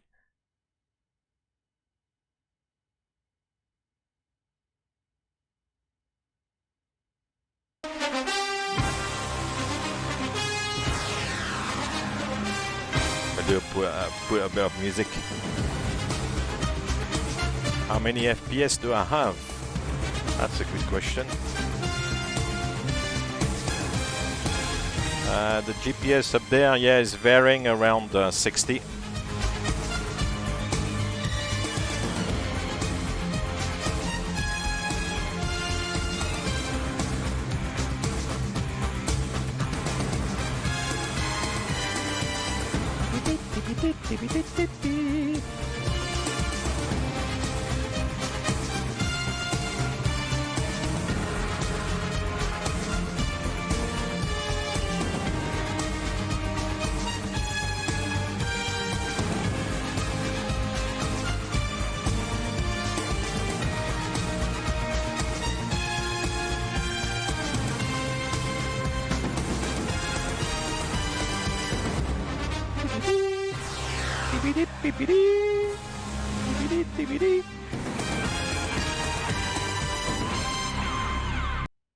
That was about fun. Inside of the flight deck for the FPS. And you have to bear in mind, because I'm running everything on one PC and it's streaming and everything. It's not like optimized, but at the moment it's varying between 40, 45 and up to 60. Yeah, it's kind of varying a little bit. I think this one is a little bit more taxing than the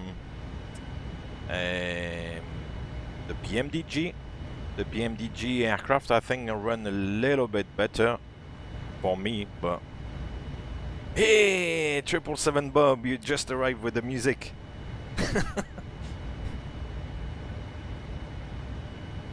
Is that the top of descent? Ah no, oh, I thought it was the top of descent already. It's not gonna show the top of descent because there's no rival in. No.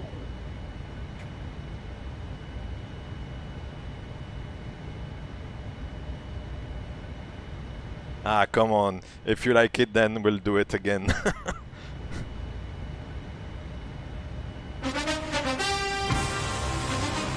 With the outside view. Ah, come on.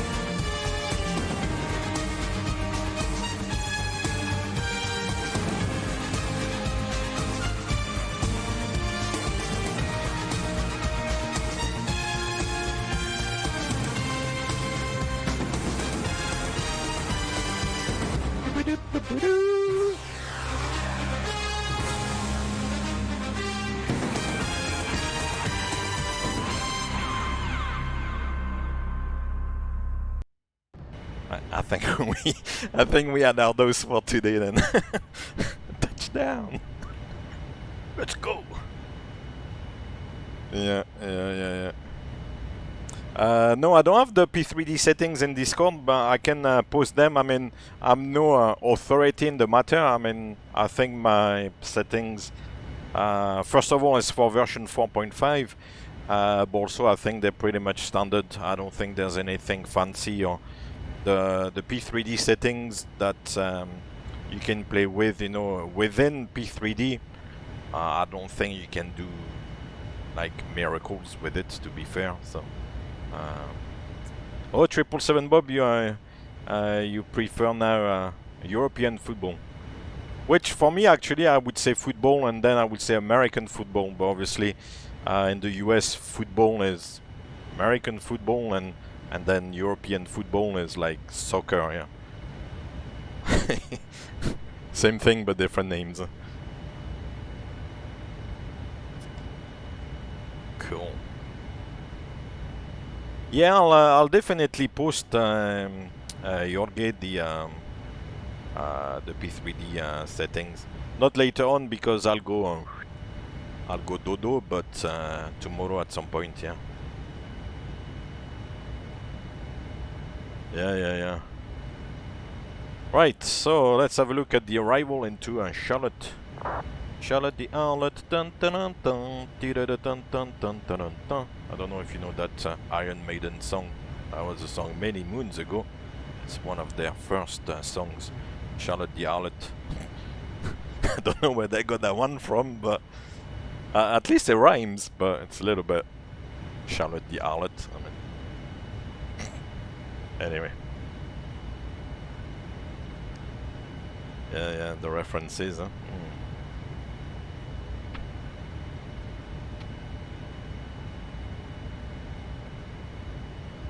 There is football, which is like a ball you play. Actually, like European football, I mean, you play with your foot. Like American football, the only time they play with the foot is either to kick the ball or like for the field goals. Or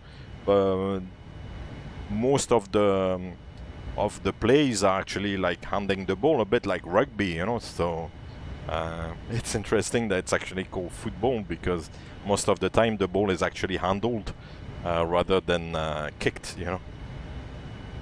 But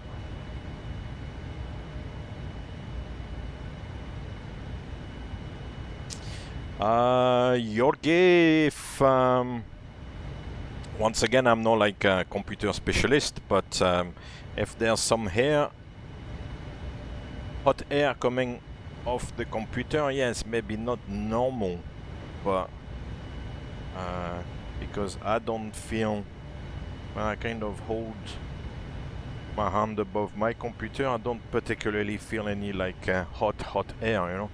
I kind of feels room temperature, above all because the fans are turning and everything, and it doesn't feel particularly hot. But yeah, I'm not like a computer specialist, I'm kind of just running the show there, you know. But I would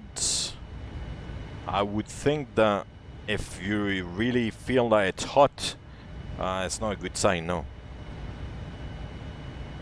Maybe the fans are not turning properly, or maybe the cooling system is not working properly, or something like that. Huh? Yeah, that gets me pumping, that music, I have to say. Right, KCLT. Let's see the arrival on the chart there. KCLT, Chelsea or Chesley or whatever it's called.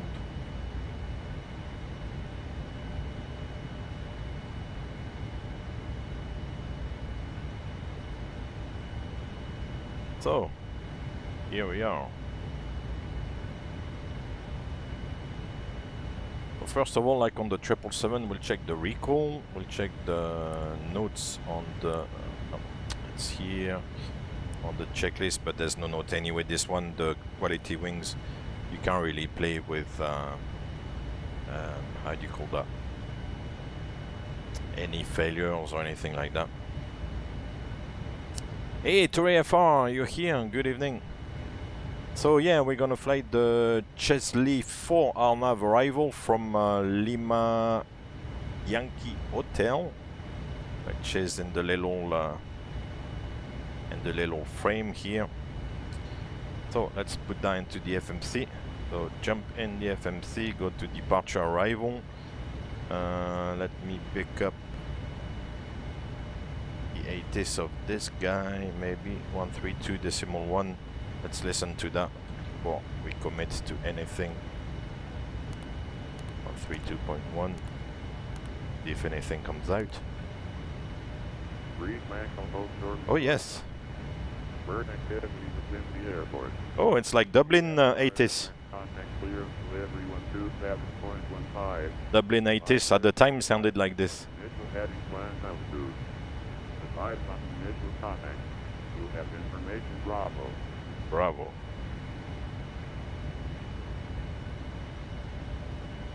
Charlotte Douglas International Airport Data's information Bravo 18520. Web variable at 5. Visibility 10. 6,000 scanners. 25,000 scanners. Temperature 28. Oh. 2.13. Altimeter 3024. Very much for the subscription, SKK7. Thank you very much. Very kind. Thank you for the nice support. Contact clearance delivery 127.15. Oh, the 80s is going on forever and ever and ever. Planned altitude. Advise on initial contact. You have information Bravo. Bravo. Maybe it's a good idea to take Charlotte Douglas International Airport Data's information Bravo the text 18520. Web variable at 5. Visibility 10. Oh yeah, it's 18. 6,000 scanners. 25,000 scanners. Temperature 28. 2.13. Altimeter 3024. Simultaneous departure of the Newark. Expect runway 18 center. Runway 18 left. Simultaneous approach is the Newark. Expect visual approach 18 left. 18 center. 18 right. Yeah. North is 2 airmen. Transponders required to be on while operating on runways and taxiways. Cool. So we still don't know basically. But we got a bit of an idea. It's either 18 left, 18 center, or 18 right. So we'll see. We'll have to negotiate with the controller, and from what I understand, visual approaches, but we'll fly the ILS. It's the same thing, but different ways of doing it. So Charlotte will go for 18 left initially, and Chesley 4 via Lima Yankee Hotel, and the transition. Which transition is it? Cavi or Owed? I won't put the transition yet. We'll see. Alright, so from Lima Yankee Hotel, which is in the little frame here, we go to BMO, yeah, then to World, then to Burns, in between those two levels, 2.4 and 2.7. Oh, I forgot Bluge. Okay, Burns, that's correct. Skills 220, and then to Dent 16,000. Yeah. After Dent, we go down to Boots 13,230 below. Then to Chris. No, to Chesley. Oh, that's where the Chesley is then. Chesley 13,220, yeah. Chris 250.11, okay. And then Sierra Lima Papa Oscar Hotel. Oh man, this is a lot of waypoints. Then to Nodue. And then to Hills 6,000. Then Vectors. Okay, so far so good. That's a long winded arrival. God. And then on the ILS, the ILS,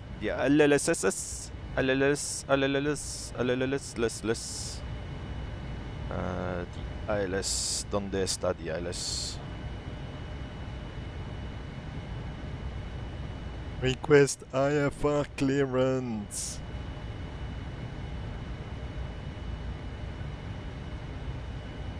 That's enough with your IFR clearance. Control, we request the IFR clearance. Shut up! Sorry. That made me laugh so much the other day. Right, the ILS. So here's the chart again.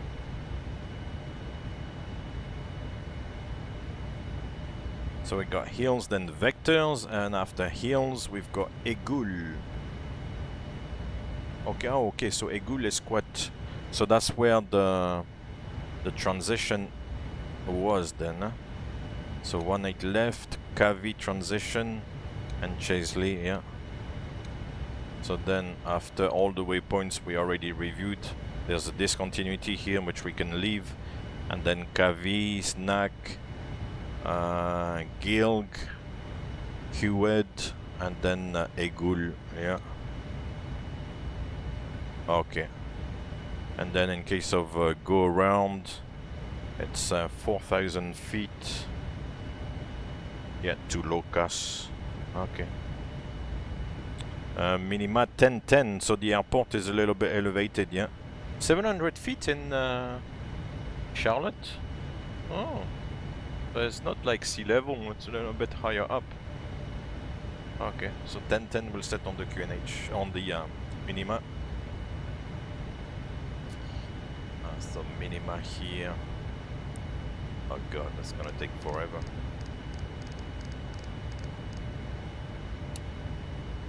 We'll make it Barrow. Spin the mouse wheel, spin the wheel, spin the wheel.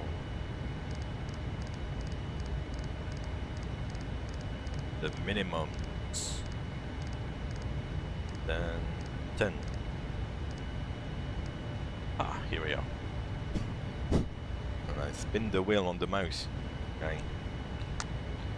And now we'll work out also in the FMC the VRF, the approach speed. So we look at our fuel on landing, 8.3, and we had a zero fuel weight of 174.3. So 174 plus 8.3 is gonna be 182.6, which is pretty much what we expected, I think. 182.6, yeah. So the fuel burn actually is correct. The flight planning is good. So we'll put that weight in the approach ref page there, 182.6.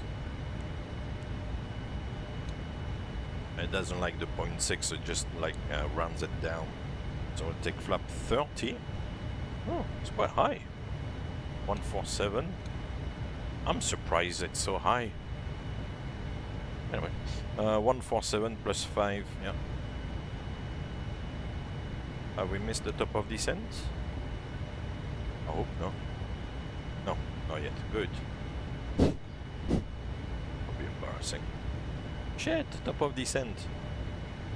We're still quite far though, so that's okay. 45 minutes elapsed time. We're having fun, huh? When like when we have fun, like time goes by quickly. That's it, and we'll go for auto brakes 3, I guess, just kind of standard. So we got VRF set, we've got minima set 1010. The QNH on this one you can't really preset like on the PMDJ 777 or like, yeah, because the kind of it's a little bit funky, so I won't touch that. And we've got an auto brake setting and we've got the FMC set, so that's good. They're all done. So we'll see what the controller gives us, because the ATIS doesn't really specify the runway. It says 18 left, center, and right. So I assume, big assumption, and you have to be careful with assuming, because to assume is to make an arse of you and me. As you, me. Okay. Sorry, it's a bad joke, Saturday jokes. Huh? Yeah, so we'll see. But I would assume that because you're coming from the northeast, that maybe 18 left, it's the closest from the direction we're coming from, so maybe it will be 18 left. But that's a pure assumption. Alright, we're getting FMC message, and it's probably reset. Yeah, MCP altitude is set to cruise altitude, and yeah, lower altitude to descent. I don't know if that's what the aircraft would tell us, but But here, that's what Quality Wings tells us. So. Anyway, that's the way it works. So that's why we were saying earlier on, I don't know if he's still here, you pilot, when you get to the top of descent, then before reaching the top of descent, you set a lower altitude, and then it takes care of it. So 270 initially by Blue Jay. Okay, so we'll just set 270. I will do the descent checklist. So descent checklist, we checked the recall earlier on, is checked. Notes are checked. Auto brake 3. Landing data, VRF 30 is 147, minima 1010. And approach briefing completed. Descent checklist complete. So on this one, there's no set and checked. Hey, Dreamliner 22. That's a very appropriate name. Salut, ça va? Ça mousse? Ça gaz, ça gaz? So the VNAV, as you know, with Quality Wings is...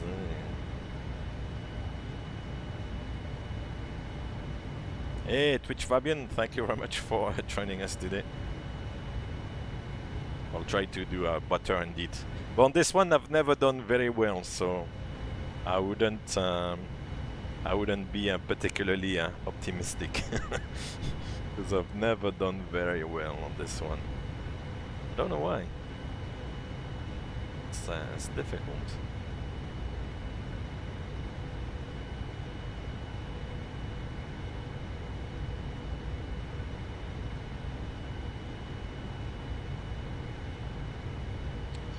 I don't know. Oh yeah, he's still here. Let's tune to his frequency. 12615 for Charlotte.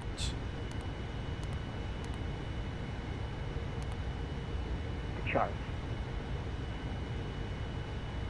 But I guess the approach is gonna take us lower down. Huh? I don't know what's his highest altitude he can control aircraft, but I would assume it's somewhere around maybe, I don't know, 15,000 feet or something. Ça va, merci, Dreamliner. Ça mousse, ça mousse. Have a good evening, Fabian. I'll see you soon. Take care.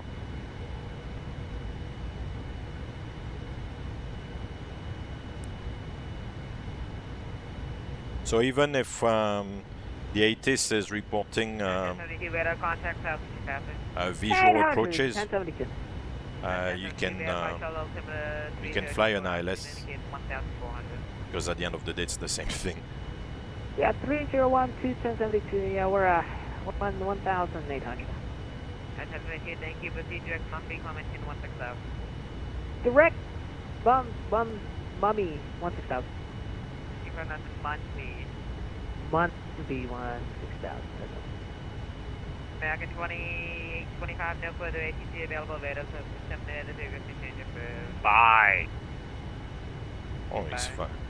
He's a little bit of a funky character on there. Oh.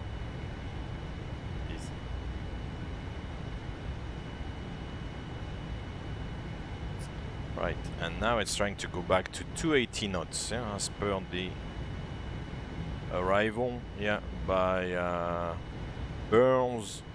It needs to be 280 knots, and it needs to be below 270 or above 240. So let's see how it behaves. So we can set actually 240 in here. Let's see. I guess it's just gonna cross 270 at Burns. No further ATC available. Veda, so terminated figures to change it for. 901. 901. Roger, roger. Dodger, dodger.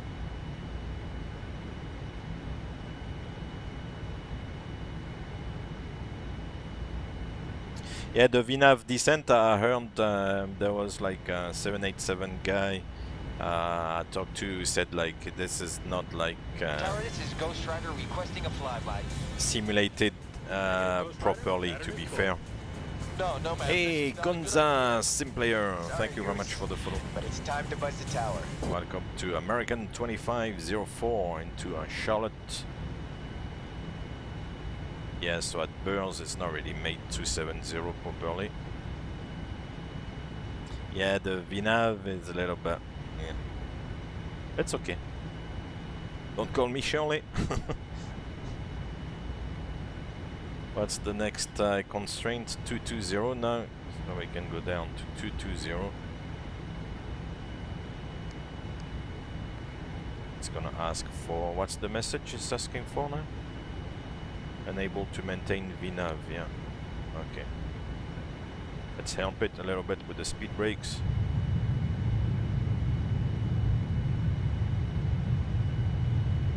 And now we can go down to 16,000.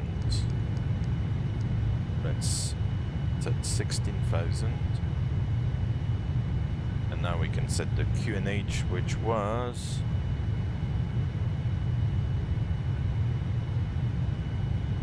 oh, 3024, okay. Got a 1072, no further ATC available, frequency change approved. Roger, crazy. 3024. Crazy. Bye. Sorry, I think you missed the Charlotte track on. Oh. Here we are. I mean, you guys are good at, I guess. Bye. Attention, I'll go Charlotte, approach 912, all government things, you might need to come 122.8, well, so yeah.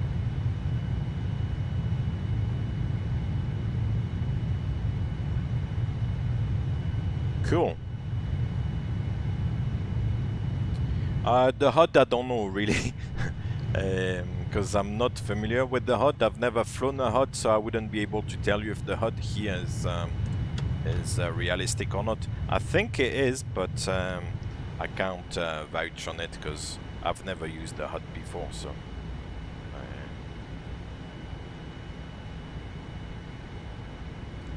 this always makes me think, of course, of a fighter jet.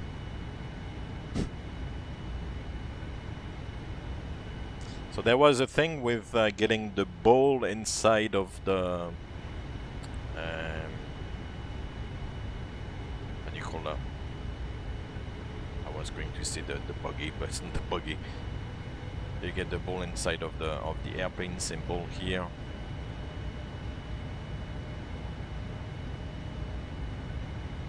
Yeah, I'll stick to the normal display.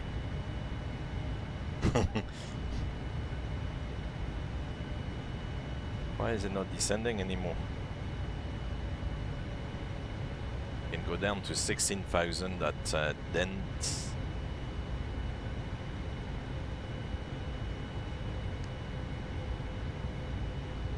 Descend, descend. Alright, flight level change, and we'll let the aircraft descend because it's gonna keep us high.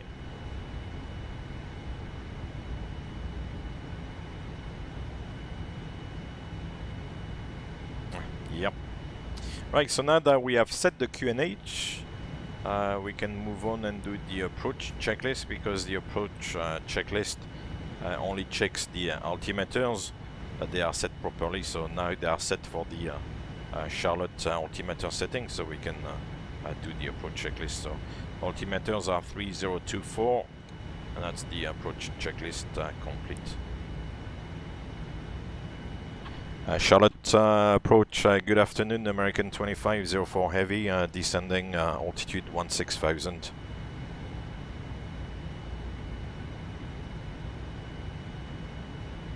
Oh! Oh!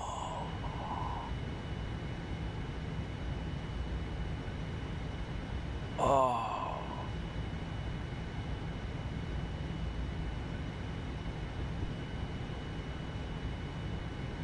No way.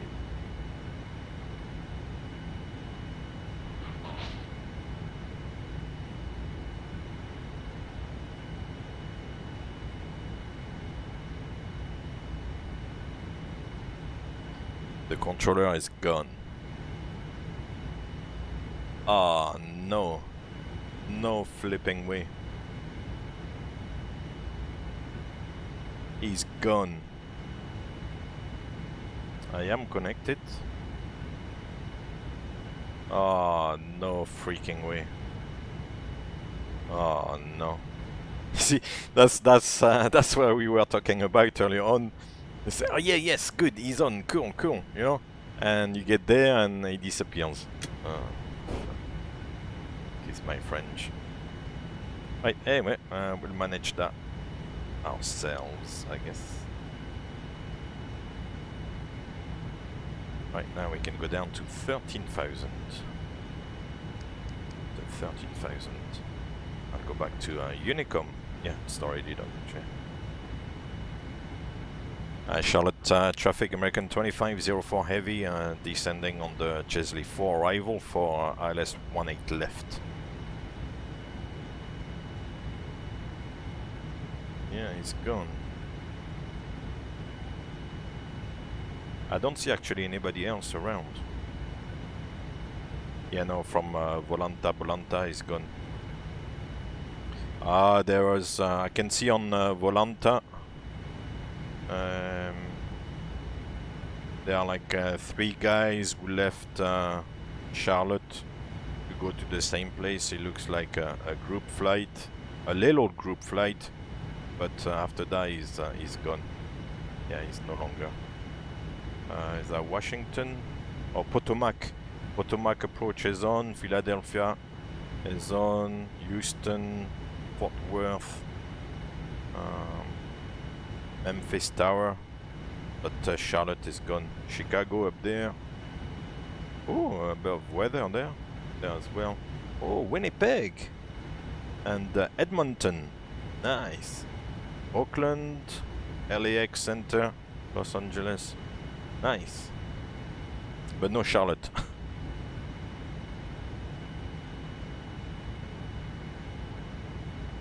Yeah, very punctual in quitting indeed. In logging off, yeah.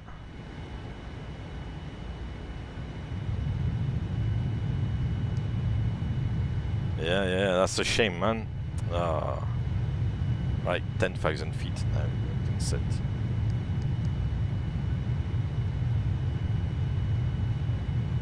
And at no due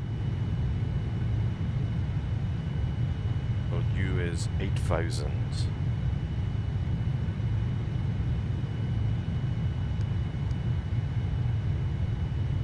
It's gonna be hard to be a 9,000 or below at no due.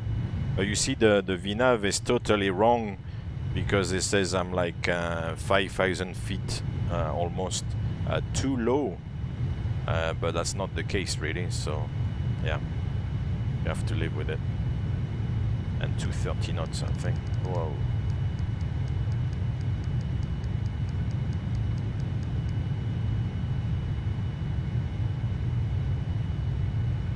Da da da da da da.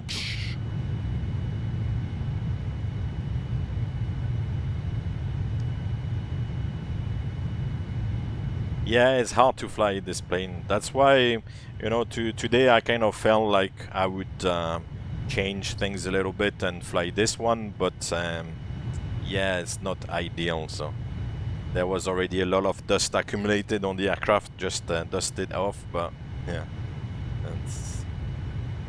it is what it is. And we got full speed brake there, reducing the speed. The aircraft is vibrating like crazy. And now again it's saying I'm 4,000 feet too high, which is probably the case. You see, mind you, the arrival profile there is a little bit complicated because there was a lot of like at or below, a lot of like brackets, you know, level brackets between 240 and 200 and stuff. So maybe it had difficulties calculating all that.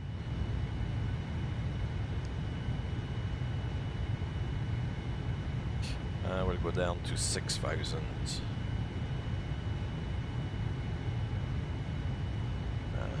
We'll take the heading as is, I guess.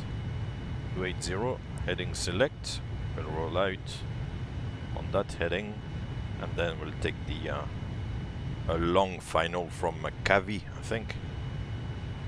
Yeah, if it doesn't work out, then the gear is your last resort, but we're still quite far out, so 26 miles.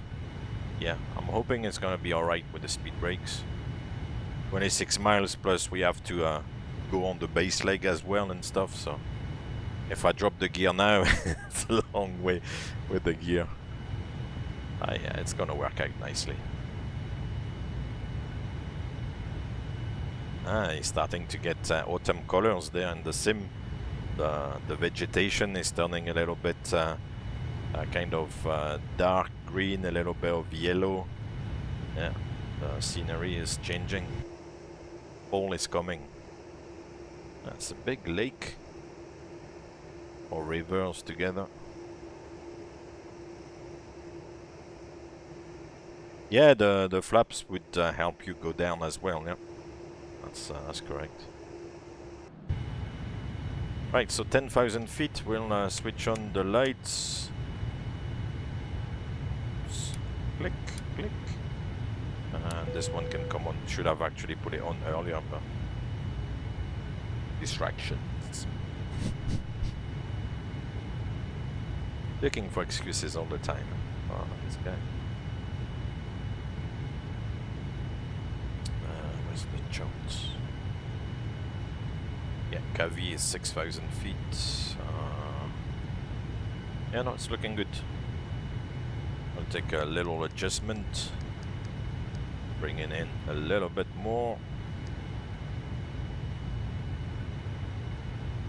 We've got an ILS ident. It should be India Victor Kilo Quebec.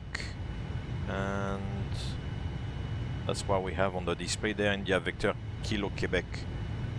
22.8 miles to go. Yeah, it's looking good. Looking good, looking good.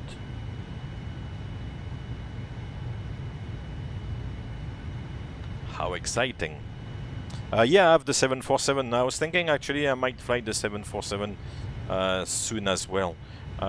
Maybe not in the US here, but on another stream. Actually, I'm hoping to be on tomorrow, but maybe more like during daytime, so around 1000 Zulu, something like that.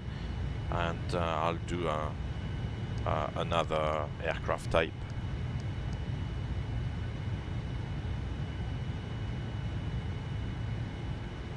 Yeah, no, now it's good. Track the speed brakes.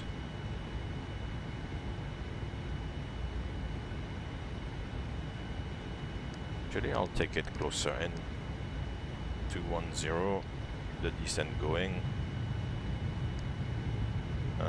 MSA there, the minimum safe altitude is 4,000 feet, so we can go down to 4,000 feet, I guess. I'm kind of doing self-vectoring, so I'll go flaps 1. Now that we're on the intersect heading, I'll arm the approach to engage the approach mode, and we have localizer and glide slope armed in white there.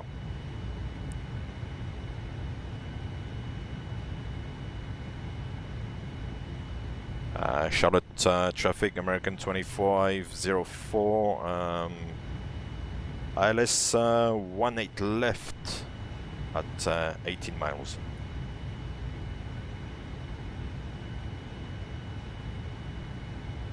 Oh, really, Bob? Wow, that would be amazing. If they make like 7-8, oof. That will finish the circle, so to speak. Wow. Localizer and glide slope captured.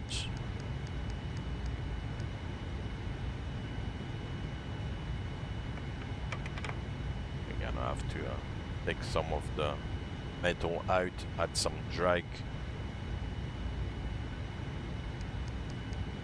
Oh, that's alright. 180 knots, and we are 15 miles. Yeah, good. You can see the airport in the distance. Oh, so that will be a nice approach over all those rivers and kind of mini lakes there coming from the north. That will be quite nice looking. Nice scenery for the approach there in real. I've never been to Charlotte, but oh, that looks that will be quite scenic. Nice. Wow. It's funny because when you see like places like that in the sim and then you go in real, you've got like a bit of a sense of deja vu, you know.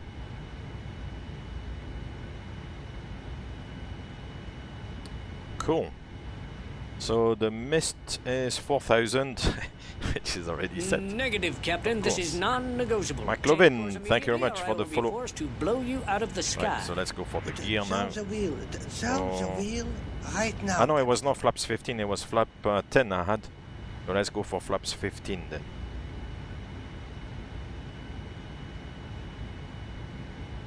And we hope you enjoy the rest of your flight. Takeoff, thank you very much for the follow. On board who knows how to fly a plane. Hope to see you from time to time.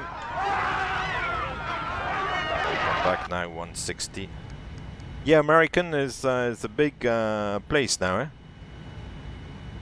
In Charlotte, it's a big hub for American.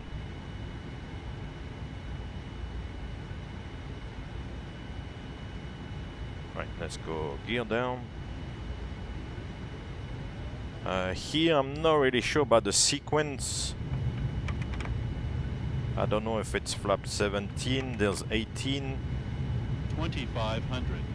And then we go flaps 20, I guess.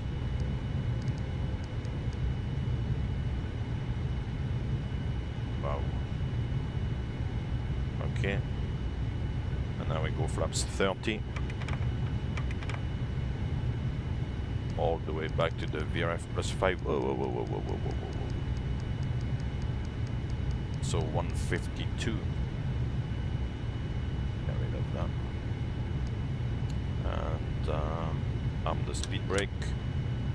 And landing checklist. Landing checklist is complete.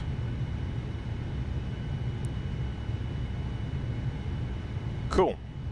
Right, we are in business. Ah, déjà vu, always nice. La plus belle approche for Dreamliner 22. What's the nicest approach?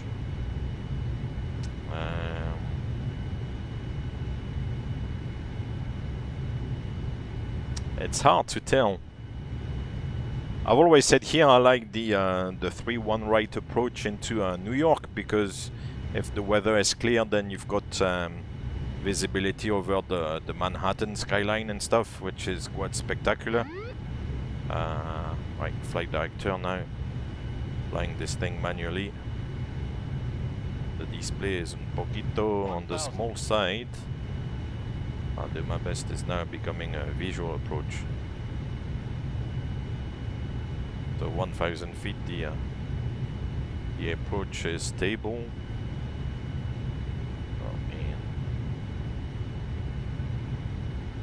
Otherwise, when you go like to tropical islands and stuff like that, the weather is nice. You've got like nice blue waters or something. It's nice, scenery-wise. I'm saying scenery. It's not so much scenery, but you see what I mean. 500. Jig.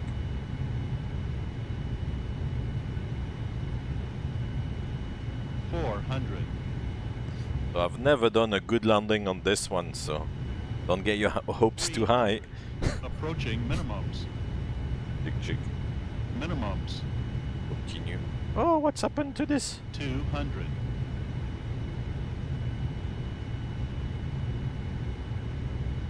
100. Oh, the glide slope is all over the place. 50. 40. 30. Oh no. 20. Ah, it's floating. 10. Oh man, this is so sensitive.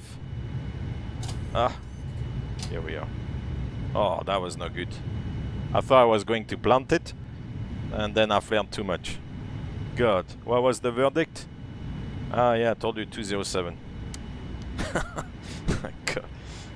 Yeah, this one I don't do particularly well with it, so sorry to disappoint. But remember, my ability to fly the sim does not reflect my ability to fly the aircraft. Alright, let's have a look. Subsonic, you've got the landing rate. Amazing. Congratulations.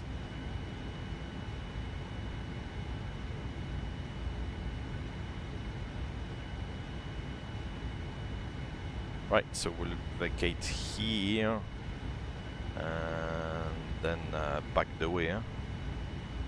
Cool.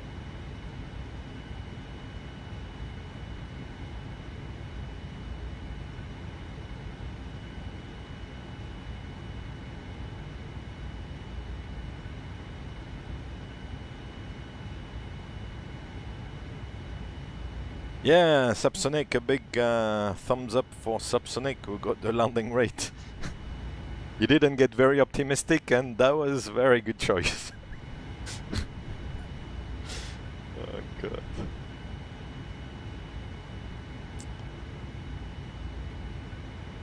Yeah, the anyway, I'm not gonna look for excuses, but I found like the sensitivity on the joystick was a little bit unusual, so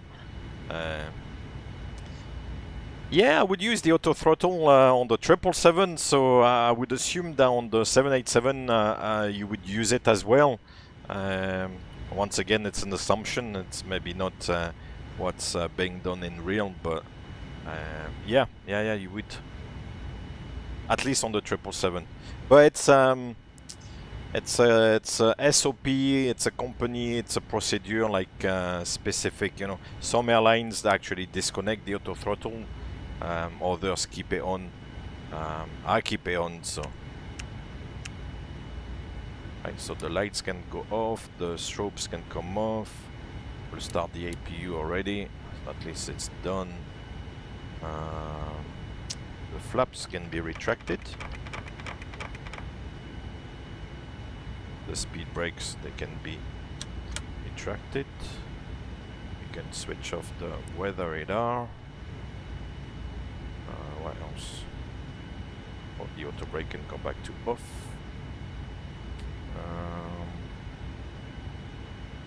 That's it, I think. Is there after landing? No, it's just shut down checklist. Okay. Cool. Alright, so here we're gonna cross a runway. I believe it's a closed runway 0523.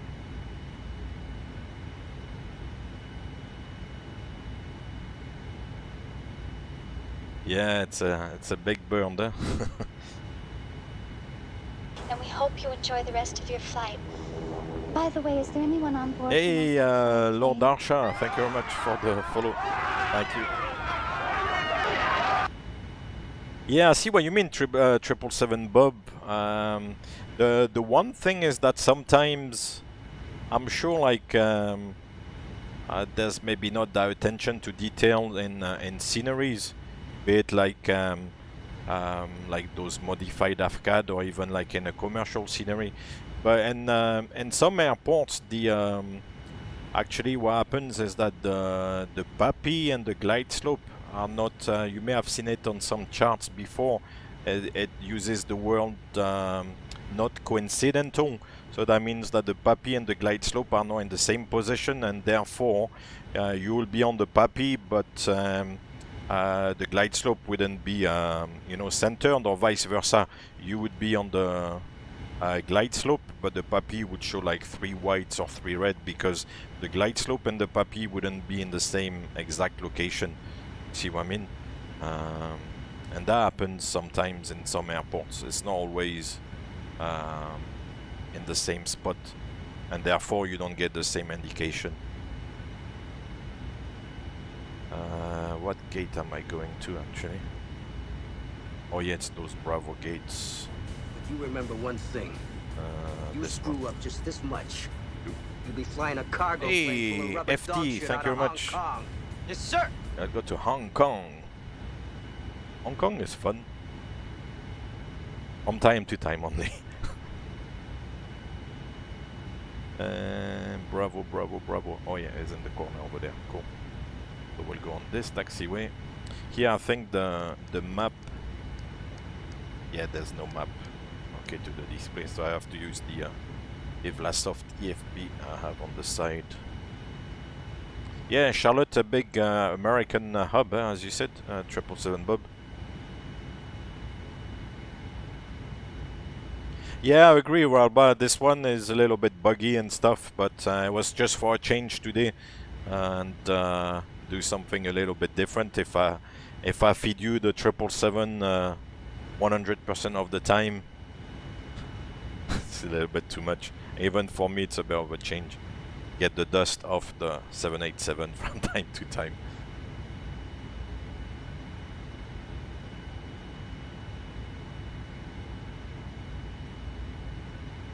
Yeah.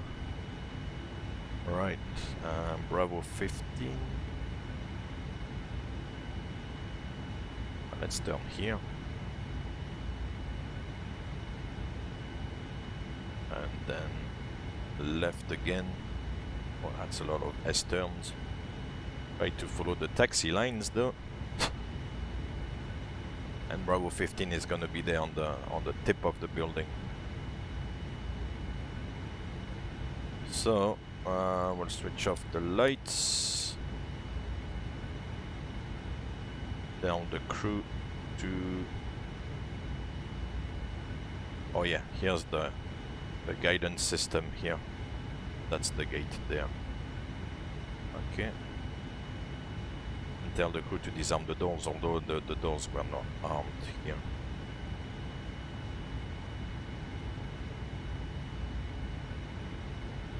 Where's the line? Oh yeah, the line is coming up. Good.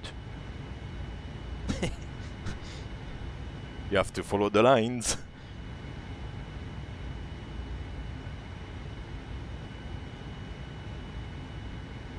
This aircraft actually is the most realistic, like taxiing wise, because it keeps rolling, which is what those aircraft are doing.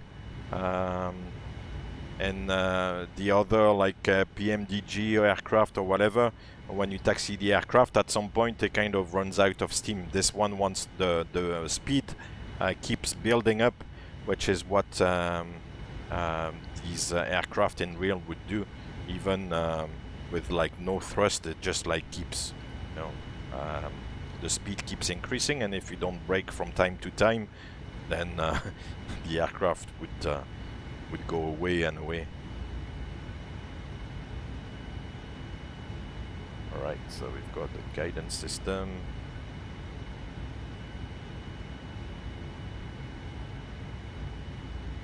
.787, so it's really nice as well because it picks up the aircraft type.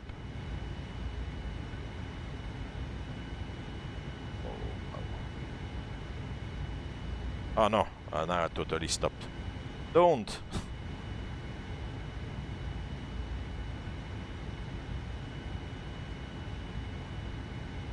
Stop! That's it. Cool. So, APU is running, yeah, that's good. We'll set the parking brake, because otherwise this one is running away. The aircraft is crazy for that.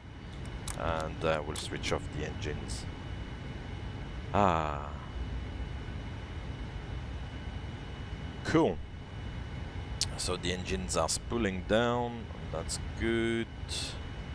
And we can release the seat belts and then do the flow up here.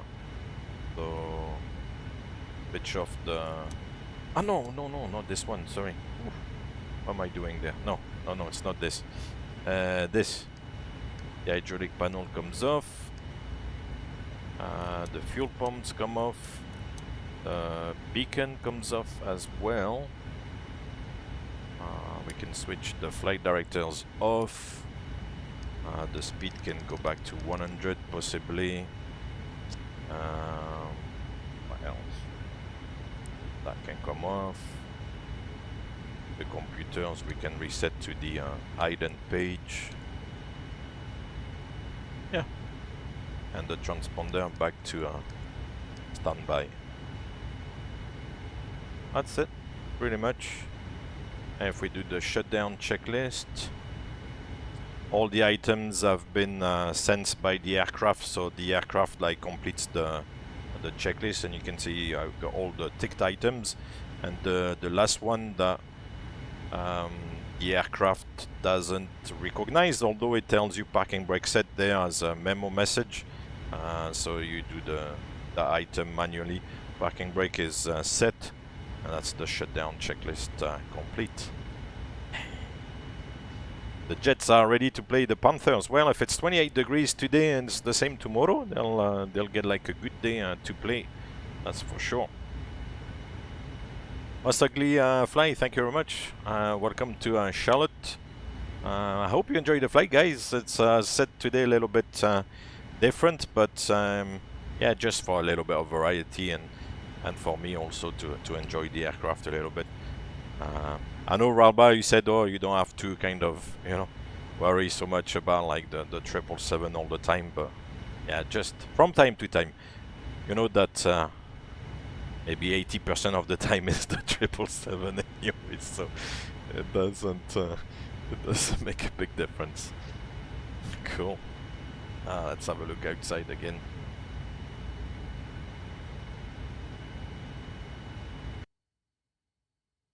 Yeah, Charlotte. Funky name. So let me catch up a little bit. Oh yeah, 777 Bob. With GSX you can open the window below 10K. Yeah, below 10K you can open and select the parking spot in advance. Yeah, that's true. Yeah.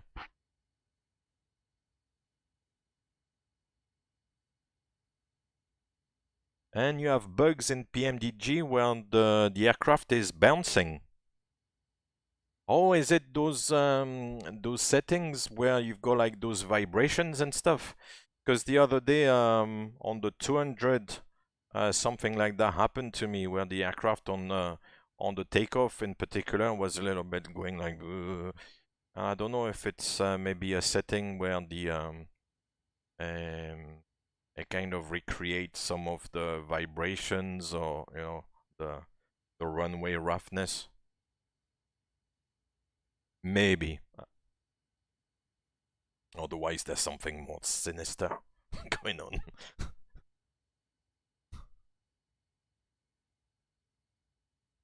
Cool, let's bring the jetway actually. Disembark. About 400 passengers, it's gonna take us all night.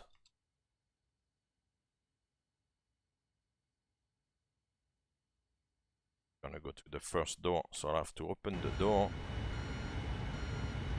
Yeah, also you can't manage the sound very well on this one. We'll have to open the cargo doors as well. There's always a bit of like background noise.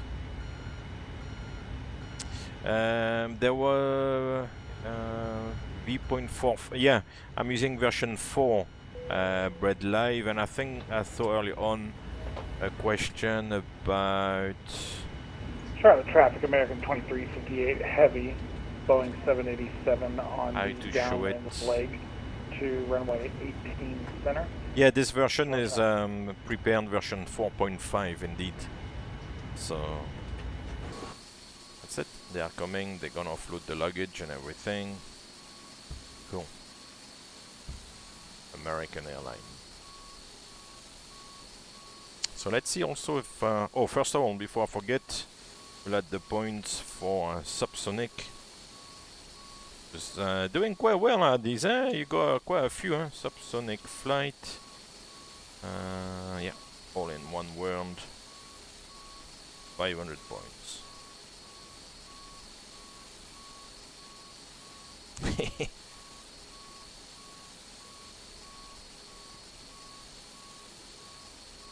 And Bread Live, is there a way to make 5.2 look like this? And that's what I thought I'd seen. I'm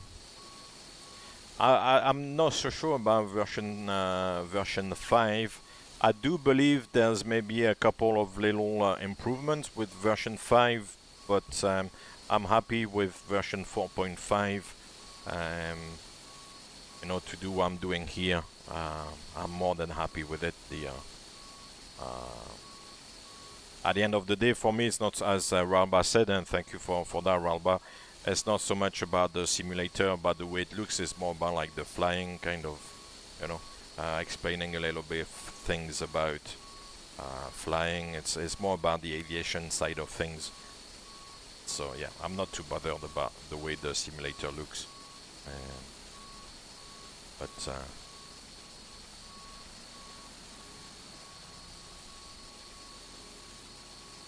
Oh yeah, so it is something more sinister than 777 Bob. If it's a camera effect off, by trying the takeoff roll or wheels down landing, the plane bounces.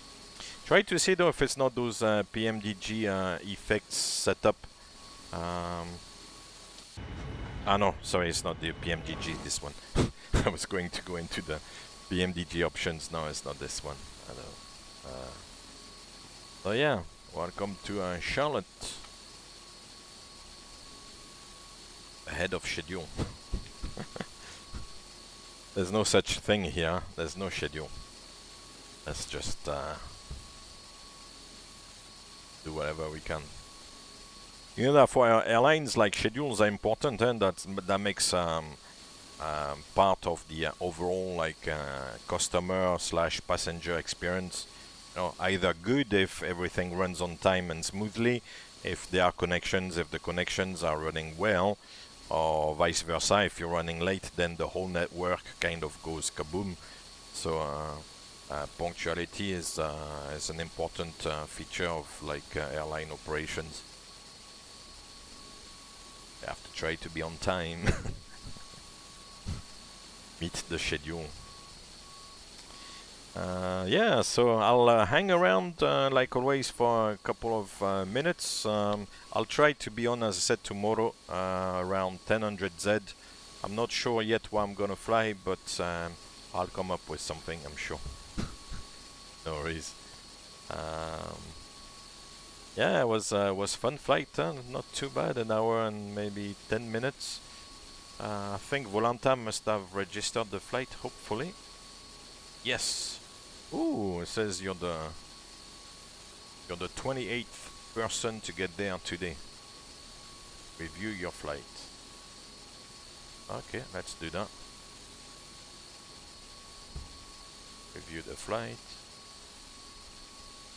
There was the American 2504, which is an actual flight. It's a real flight, which was actually going on pretty much at the same time as this, maybe a tiny bit before, but not by much. So we flew from Newark to Charlotte.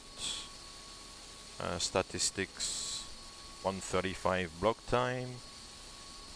We burned 8.4 tons of fuel, yeah, 1.1. Landing speed, landing G. Ooh, my back.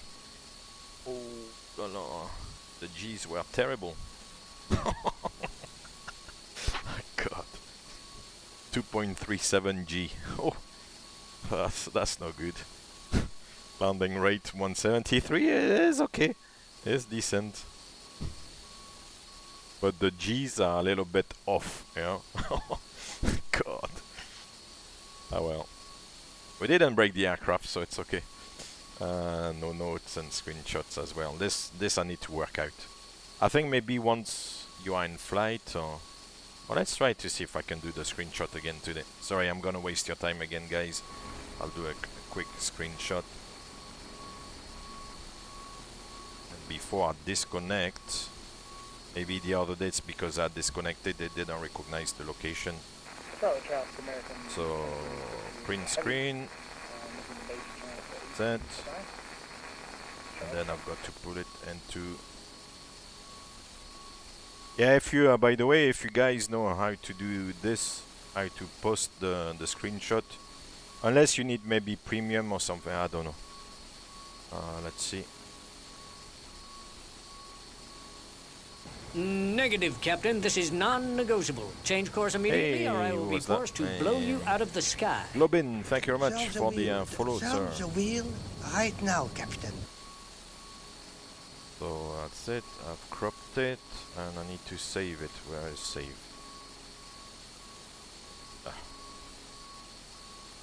Doing this off the stream. So, save as an image, of course, and KCLT we're gonna call it. Save. Okay, so I've saved the screenshot and I'm gonna try to post it. So add screenshot, KCLT, open. Screenshot is gonna come up here, I think. Yes, that's the screenshot. Happy days. So, add screenshot. Ah no, it's already done. Ah, stupid. So no, it's there then. Is it though? No, doesn't look like it. I don't know how it works. Press V in P3d. Okay. So back to P3d, press V. And Volanta sees new file. Ah, unless because now the flight is finished. I tried to Google how to add screenshot in Volanta, but nothing came up.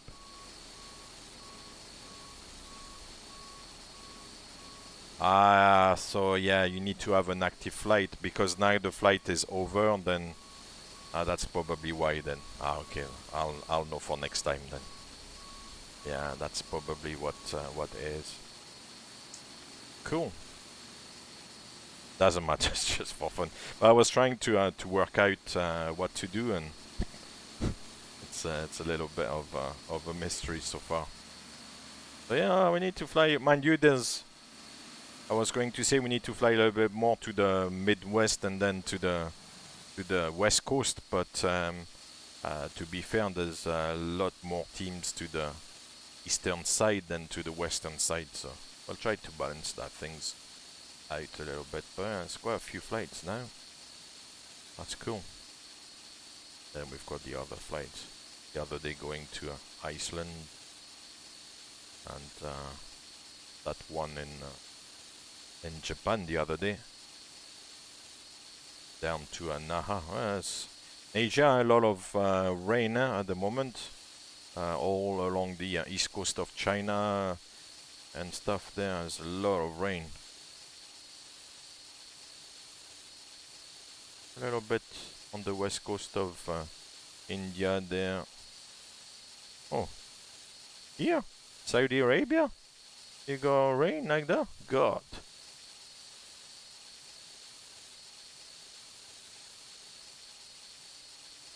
Oh yeah, with OBS you can do the screenshots as well. Yeah, yeah. Oh, south of Italy, a lot of weather. Anyway, I like that as well. You know, it keeps track of all your flights. It's quite cool. Anyway, that's gonna be me for this evening, guys. Thank you very much for joining me. As I said, I'll try to be back on tomorrow around 1000 Z.